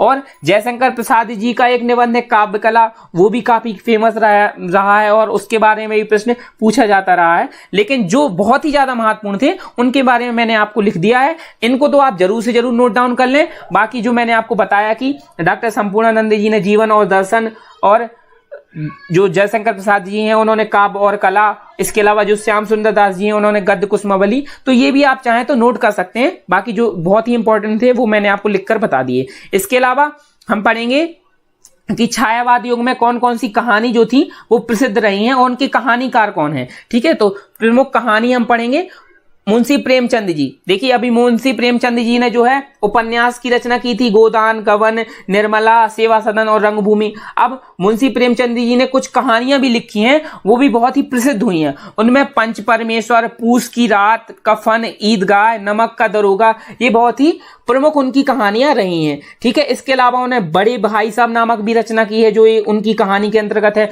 मंत्र नामक रचना भी की है। ये सभी मुंशी प्रेमचंद जी द्वारा रचित कहानी है। ठीक है, और ठाकुर का कुआं, ये भी मुंशी प्रेमचंद जी की कहानी है जो छायावादी युग में लिखी गई है। तो ये सब आप नोट कर सकते हैं। जयशंकर प्रसाद जी ने भी बहुत अच्छी कहानियां लिखी हैं, उनकी कहानियां बहुत ही प्रसिद्ध हुई हैं। आकाशदीप, ममता, इंद्रजाल, आंधी, पुरस्कार, ये सभी कहानियां जयशंकर प्रसाद जी ने लिखी हैं और बहुत ही महत्वपूर्ण है परीक्षा की दृष्टि से। इनके बारे में पूछा जाता है। आकाशदीप तो कई बार पूछी गई है, आंधी कई बार पूछी गई है, तो ये आप याद रखें। आज हम बहुत सारी रचनाओं के बारे में पढ़ेंगे, बहुत सारी विधाओं की रचनाओं के बारे में पढ़ेंगे। आज जो हमारा ये वीडियो है इसमें आप कम से कम नहीं तो 100 रचनाएं तो आप ऐसे ही पढ़ लेंगे जब मैं आपको पढ़ाऊंगा। इसके अलावा कुछ 20-30 रचनाएं जो और प्रमुख है उनके बारे में मैं आपको बताऊंगा, क्योंकि जब आप पढ़ते हैं हिंदी साहित्य तो आपके लिए सबसे ज्यादा जरूरी जो है वो रचनाएं हैं। 7 से 8 प्रश्न, जो 10 प्रश्न पूछे जाते हैं गद्य और पद्य में मिलाकर, उसमें से 7 से 8 प्रश्न आपसे रचनाओं से संबंधित ही पूछे जाते हैं। ठीक है, तो आप इनको नोट करते जाइएगा। साथ ही कुछ रचनाएं मैं आपको और भी बता देता हूं, उनको भी आप चाहे तो नोट कर सकते हैं। वो भी कभी कभी आपसे परीक्षा में पूछे जाते हैं। कभी कभी कुछ 1 या 2 प्रश्न हटकर पूछे जाते हैं ना, जैसे हर साल कुछ तो ऐसे प्रश्न होते हैं जो आपसे रिपीट पूछ लेते हैं। उसके अलावा कुछ ऐसे नए प्रश्न जो बनकर आते हैं, जो हटकर पूछे जाते हैं, वो इन रचनाओं में से, इनके अलावा जो मैं आपको रचनाएं बता रहा हूं उनमें से भी आपको देखने को मिल सकते हैं। जैसे मैंने अभी आपको मुंशी प्रेमचंद की बड़े भाई साहब नामक कहानी बताई, इसके अलावा ठाकुर का कुआं बताई, मंत्र बताई। ये जो रचनाएं है, ये कुछ अलग हट की रचनाएं हैं जो आपको देखने को थोड़ा कम मिलती हैं, लेकिन कभी कभी इनसे प्रश्न पूछ जाता है और बच्चों ने ये रचनाएं पढ़ी नहीं होती, तो इन रचनाओं को आप नोट कर लीजिएगा, ठीक है। इसके अलावा एक कहानी ये भी है, पांडे बेचन शर्मा जो उग्र जी हैं, उनकी कहानी शैतान मंडली, ये भी पूछ लेता है। और चाकलेट नामक कहानी भी उन्होंने लिखी है, पांडे बेचन शर्मा उग्र जी ने, ठीक है। तो ये भी आप कॉपी में नोट कर लीजिएगा। अब हम पढ़ेंगे, अभी ये था हमारा जो था छायावाद योग। छायावाद योग को एक अन्य नाम शुक्ल योग के नाम से भी जाना जाता है। बच्चों को बहुत कंफ्यूजन रहता है कि सर शुक्ल योग भी वही पढ़ते हैं हम कि 1918 से 1938 या 36, और जो छायावादी योग है वो भी हम पढ़ते हैं 1918 से 1938। तो जो छायावादी योग है उसी को हम शुक्ल योग के नाम से भी जानते हैं, ठीक है। अब आगे हम पढ़ेंगे, और याद रखिएगा जो छायावादी योग था उसमें हंस नामक पत्रिका भी काफी प्रसिद्ध हुई थी, ठीक है। अब आगे हम पढ़ेंगे छायावादी युग। हंस नामक पत्रिका जो थी उसका जो वो हिंदी गद्य के विकास में उसने काफी महत्वपूर्ण भूमिका निभाई थी, ठीक है। तो उसके बारे में हम जानकारी ले लें। इसके अलावा जब छायावाद उत्तर युग, अब देखिए छायावादी युग के बाद प्रगतिवाद या प्रयोगवाद युग बोलते हैं, उसको हम छायावाद उत्तर युग के नाम से भी जानते हैं। छायावादी युग के बाद आया छायावाद उत्तर युग या शुक्लोत्तर युग, क्योंकि छायावादी युग को शुक्ल युग बोला जाता था, ऐसे ही छायावाद उत्तर युग को शुक्लोत्तर युग कहा जाता है। इसको इसके अलावा प्रगतिवाद और प्रयोगवाद के अन्य नामों से भी जाना जाता है, ठीक है। ये जो कुछ अन्य नाम है इनको प्रगतिवाद और प्रयोगवाद के नाम से भी जाना जाता है। अब इनका जो समय काल है वो क्या है, उनके बारे में हम पढ़ते हैं। समय काल है 1938 ईस्वी से 1953 ईस्वी। तो ये 1938 ईस्वी से 1953 ईस्वी है। जो छायावादोत्तर युग था उसमें क्या था, कुछ हमें नए प्रकार की जो लेखन शैली है उनसे परिचय होने को मिला। मतलब जो रचनाकार थे इस युग में, उन्होंने नई लेखन शैली अपनाई। अभी तक तो लेखन शैली कुछ का विषय जो था वो स्वतंत्र संग्राम से संबंधित था, या फिर जो लेखक थे वो लोगों के अंदर जो भावनाएं थी उससे संबंधित रचनाएं करते थे। अब जो है हमें शुक्लोत्तर युग में नए प्रकार की लेखन शैलियां देखने को मिलती हैं। अब वो लेखन शैलियां कौन कौन सी थी तो उनके बारे में हम पढ़ेंगे और जानेंगे। जैसे कि जो जैनेन्द्र कुमार जी थे, ठीक है, जैनेन्द्र कुमार जी थे, उनकी जो लेखन शैली थी वो मनोवैज्ञानिक निगूढ़ता पर लिखते थे या दार्शनिक मुद्रा पर लिखते थे, या यानी कि दार्शनिक मुद्रा मतलब दर्शन शास्त्र से संबंधित रचनाएं जैनेन्द्र कुमार जी ने बहुत सारी की हैं। इसके अलावा जो रामधारी सिंह दिनकर जी थे, उन्होंने विचारशीलता पर संबंधित विषय पर बहुत सारी रचनाएं की हैं, ठीक है। अज्ञेय जी ने बौद्धिकता पर संबंधित रचनाएं की हैं। डॉक्टर नगेंद्र जी ने तर्क प्रधान संबंधित बहुत सारी रचनाएं की हैं, ठीक है। और इसके अलावा अगर हम देखें तो जो भगवत शरण उपाध्याय जी थे, उन्होंने ऐतिहासिक जो घटनाएं थी उनका बहुत अच्छा नाटकीय विश्लेषण किया है। तो ये कुछ नई शैली थी। हरिशंकर परसाई जी ने व्यंग्यात्मक यानी मजाकिया ढंग वाली शैली का प्रयोग किया। तो ये नई शैलियां हमें देखने को मिलने लगी थी शुक्लोत्तर यानी छायावादोत्तर युग में, ठीक है। अब हम पढ़ते हैं कि छायावादोत्तर युग की प्रमुख कहानियां कौन कौन सी हैं, ठीक है। बहुत सारी रचनाएं हम पढ़ेंगे। छायावादोत्तर युग की प्रमुख कहानियां हैं सच्चिदानंद हीरानंद वात्स्यायन यानी कि अज्ञेय, इनका पूरा नाम है सच्चिदानंद हीरानंद वात्स्यायन अज्ञेय। इनके द्वारा जो लिखी गई प्रमुख कहानियां हैं वो है रेल की सिटी, रोज, अमर वल्लरी और शरणार्थी मैना, ठीक है। ये जो थी अज्ञेय जी द्वारा लिखित रचनाएं थी। अमर वल्लरी, शरणार्थी मैना, रेल की सिटी, रोज, ये सब अज्ञेय जी द्वारा लिखित कहानियां थी, ठीक है। जैनेन्द्र कुमार जी ने मास्टर साहब, परख, एक रात और ध्रुव यात्रा, जैनेन्द्र कुमार जी ने जो ध्रुव यात्रा है वो कहानी लिखी है। इसके अलावा जयशंकर प्रसाद जी का एक नाटक है जो ध्रुव स्वामी है। तो इसमें आप बिल्कुल भी कंफ्यूज मत होइएगा। ध्रुव यात्रा जैनेन्द्र कुमार जी की कहानी है और ध्रुव स्वामी जयशंकर प्रसाद जी का नाटक है, ठीक है। अब हम पढ़ेंगे आगे जो इनकी कहानियां हैं वो है ग्रामोफोन का रिकॉर्ड, ठीक है, नीलम देश की राजकन्या, ये जो है जैनन कुमार जी की कहानियां हैं। इसके अलावा उन्होंने जानवी नामक एक कहानी लिखी है, वो भी आप नोट कर सकते हैं जैनन कुमार जी की। अब पढ़ेंगे इलाचंद जोशी जी की कहानियां कौन कौन सी हैं, तो इलाचंद जोशी जी की प्रेतात्मा, मिस्त्री और रोगी, ये जो कहानियां हैं ये इलाचंद जोशी जी ने लिखी है। इसके अलावा चौथे विवाह की पत्नी, ये भी उनकी एक प्रमुख कहानी है, ठीक है। इसके अलावा आप याद कर सकते हैं कि आचार्य चतुर्सेन शास्त्री जी ने भी अम्बपालिका नामक कहानी लिखी है, रूढ़ी रानी नामक कहानी लिखी है, भिक्षुराज नामक कहानी लिखी है। तो ये आचार्य चतुर्सेन शास्त्री जी की कहानियां मैंने आपको बता दी। लेकिन जो ये कहानियां मैंने आपको स्क्रीन पर दिख रही हैं, ये जरूर आप नोट डाउन कर लीजिए, ये आपके लिए बहुत ही प्रमुख कहानियां हैं, ठीक है।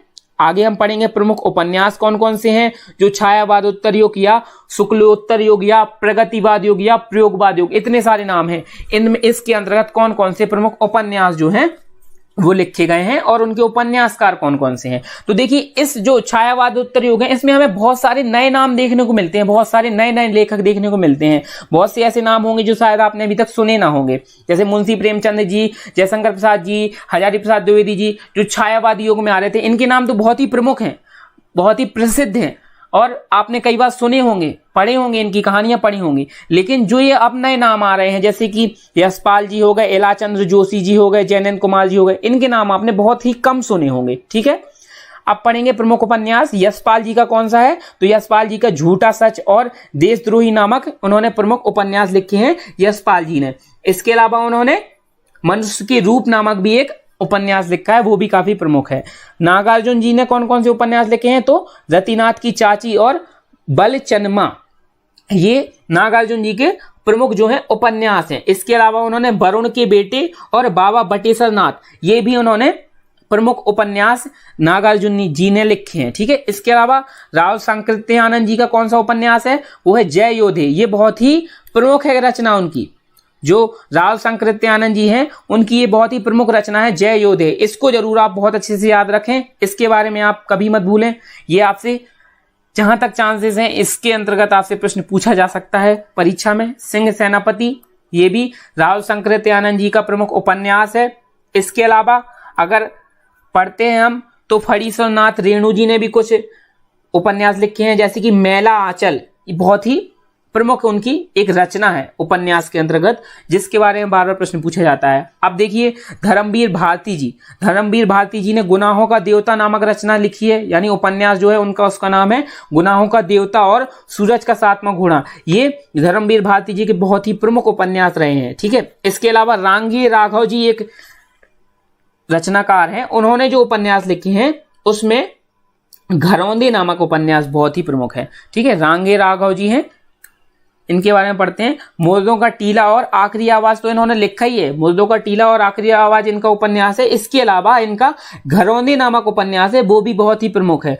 इसके अलावा एक और है क्या, मुर्दों का टीला तो हो गया, हाँ, एक और उपन्यास इनका है, वो था अंधेरे का जुगनू। हाँ, अंधेरे का जुगनू जो है वो उन्होंने लिखा है। अंधेरे का जुगनू भी काफी इनका प्रमुख उपन्यास है, ठीक है।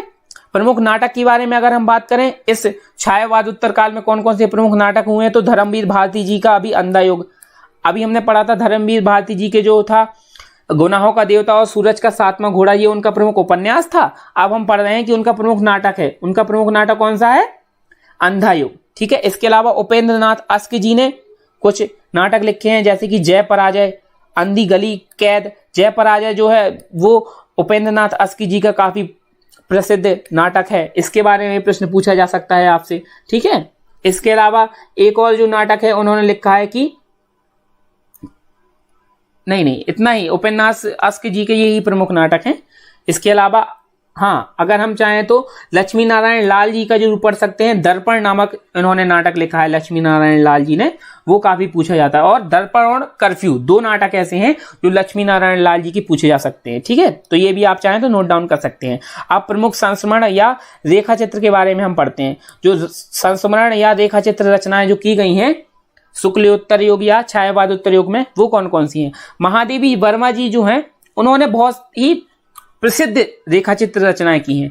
कौन कौन सी रचनाएं की हैं, मेरा परिवार जो पथ के साथी है, मेरा परिवार तो ठीक है, पद के साथ ही बहुत ही महत्वपूर्ण है अतीत के चलचित्र और स्मृति की रेखाएं। ये तीन, पद के साथ ही, अतीत के चलचित्र और स्मृति की रेखाएं, जी आप बहुत अच्छे से याद कर लीजिए, लिख लीजिए कॉपी में, इनको आप कभी मत भूलिएगा। महादेवी वर्मा जी की बहुत ही प्रसिद्ध रेखा चित्रों में आते हैं ये, पद के साथ ही, अतीत के चलचित्र और स्मृति की रेखाएं, ये महादेवी वर्मा जी के प्रसिद्ध रेखा चित्र रचनाएं हैं। ठीक है। रामवृक्ष बेनीपुरी, इन्होंने कौन कौन से रेखा चित्र लिखे हैं? तो माटी की मूरत, गेहूं और गुलाब। अब देखिए, गेहूं बनाम गुलाब नाम से एक निबंध भी है रामवृक्ष बेनीपुरी का, लेकिन उसका नाम है गेहूं बनाम गुलाब, वो निबंध है, जबकि गेहूं और गुलाब इनका एक रेखा चित्र है। इसके बारे में आप याद रखिए। इसके अलावा लाल तारा नामक भी रेखा चित्र इन्होंने रामवृक्ष बेनीपुरी जी ने लिखा हुआ है। ठीक है। और इनके अलावा एक पद्म सिंह शर्मा नामक रचनाकार हैं, उनका रेखा चित्र है पद्म पराग, वो भी काफी प्रसिद्ध है, इसके बारे में भी आप याद रखिए। इसके अलावा बनारसी दास चतुर्वेदी जी एक रचनाकार हैं, उनके द्वारा लिखा गया है हमारे अध्याय, एक उनके रेखा चित्र का नाम है हमारे अध्याय, और उनका एक रेखा चित्र है जिसका नाम भी रेखा चित्र है, यानी कि रेखा चित्र नामक रेखा चित्र बनारसी दास चतुर्वेदी जी ने लिखा है, उसका नाम ही खुद रेखा चित्र है। ठीक है, तो ये आप नोट कर लीजिएगा। और कन्हैयालाल मिश्र प्रभाकर जी ने भी माटी हो गई सोना, दीप जले शंख जले, ठीक है, और जिंदगी मुस्कुराई, ये रेखा चित्र हैं जो कन्हैयालाल मिश्र प्रभाकर जी ने लिखे हैं। तो ये आपके अभी तक आपने शुक्ल युग यानी छायावादी युग के बारे में पढ़ लिया, और शुक्लियोत्तर युग के बारे में भी आपने पढ़ लिया, यानी छायावाद उत्तर युग या प्रगतिवाद युग या प्रयोगवाद युग, ये इसके नाम थे। तो जो आधुनिक काल था उसके अंतर्गत आपको यहीं तक पढ़ना था। इसके आगे आपके सिलेबस में जो नवलेखन योग है वो दिया नहीं गया है, तो आपको यहीं तक, इसके अंतर्गत बहुत सारी रचनाएं हैं जो आपने आज पढ़ ली। इसके पहले भी आपने बहुत सारी रचनाएं पढ़ ली, पिछले वीडियोस में काफी सारी रचनाएं, काफी सारी घटनाएं, कौन सी पत्रिका कब, जैसे काशी नागरी प्रचारणी सभा की आपने स्थापना पढ़ी थी। इसके अलावा कवि वचन सुधा नामक पत्रिका आपने पढ़ी थी। तो ये सब पत्रिकाएं भी जो प्रसिद्ध थी वो आपने पढ़ ली। हरिचंद मैगजीन नामक पत्रिका। तो इन सब से संबंधित जो अभी तक घटनाएं आधुनिक काल में हुई थी, जो हिंदी गद्य के साहित्य के विकास में महत्वपूर्ण भूमिका निभाती हैं, इनके बारे में हमने पढ़ लिया। आगे बहुत सारी रचनाओं के बारे में आपको वीडियोस प्राप्त होते रहेंगे, तब तक आप तैयारी को जारी रखते रहिए। इसके अलावा आपने जब पिछले वीडियो पढ़े हैं उसमें मैंने ये रचनाएं आपसे पूछी थी, आपके बारे आपको बताई थी, पूछी नहीं थी, बताई थी आपको इन रचनाओं के बारे में, तो आप इनका उत्तर आप कमेंट बॉक्स में कमेंट करके जरूर बता दीजिएगा। रचनाएं हैं रसज्ञ रंजन, चंद्रकांता संतति, 11 वर्ष का समय, ये 3 रचनाएं हैं जिनके बारे में आपको कमेंट बॉक्स में कमेंट करके जरूर बताना है। तब तक के लिए धन्यवाद। तो इस प्रकार से यह वीडियो यहीं समाप्त होता है। उम्मीद है यदि वीडियो आपको बहुत पसंद आया होगा। यदि वीडियो आपको अच्छा लगता है तो वीडियो को लाइक, शेयर और कमेंट्स करने के साथ साथ चैनल को यदि आपने अभी तक सब्सक्राइब नहीं किया है तो चैनल को सब्सक्राइब कर लीजिए और बेल नोटिफिकेशन को प्रेस करके ऑल सेलेक्ट जरूर कर लीजिएगा, नहीं तो हमारे जो वीडियो आते हैं उनका आपको नोटिफिकेशन नहीं मिलेगा और आप कहेंगे कि सर ये क्लास नहीं हुई, जबकि वो क्लास हो चुकी होगी। तो इस बात को ध्यान रखिएगा, बेल नोटिफिकेशन को ऑल सेलेक्ट जरूर कर लीजिएगा। इसके अलावा हमारे सोशल मीडिया प्लेटफॉर्म के हैंडल जो हैं वो आपको लिंक जो है वो डिस्क्रिप्शन में मिल जाएंगे, वहां पर जाइए, आप हम लोगों को फॉलो भी कर सकते हैं एक्सपी क्लासेस को। तो इंस्टाग्राम, फेसबुक, टेलीग्राम, ट्विटर, इन सब जगह के लिंक आपको वहां पर मिल जाएंगे। कोई भी प्रॉब्लम होती है तो इंस्टाग्राम पर आप मुझसे पूछ सकते हैं, डीएम कर सकते हैं, आप अपनी बात रख सकते हैं, मुझसे कह सकते हैं। अब इसी के साथ मिलते हैं अगले वीडियो में, तब तक के लिए नमस्कार, जय हिंद, जय भारत, वंदे मातरम।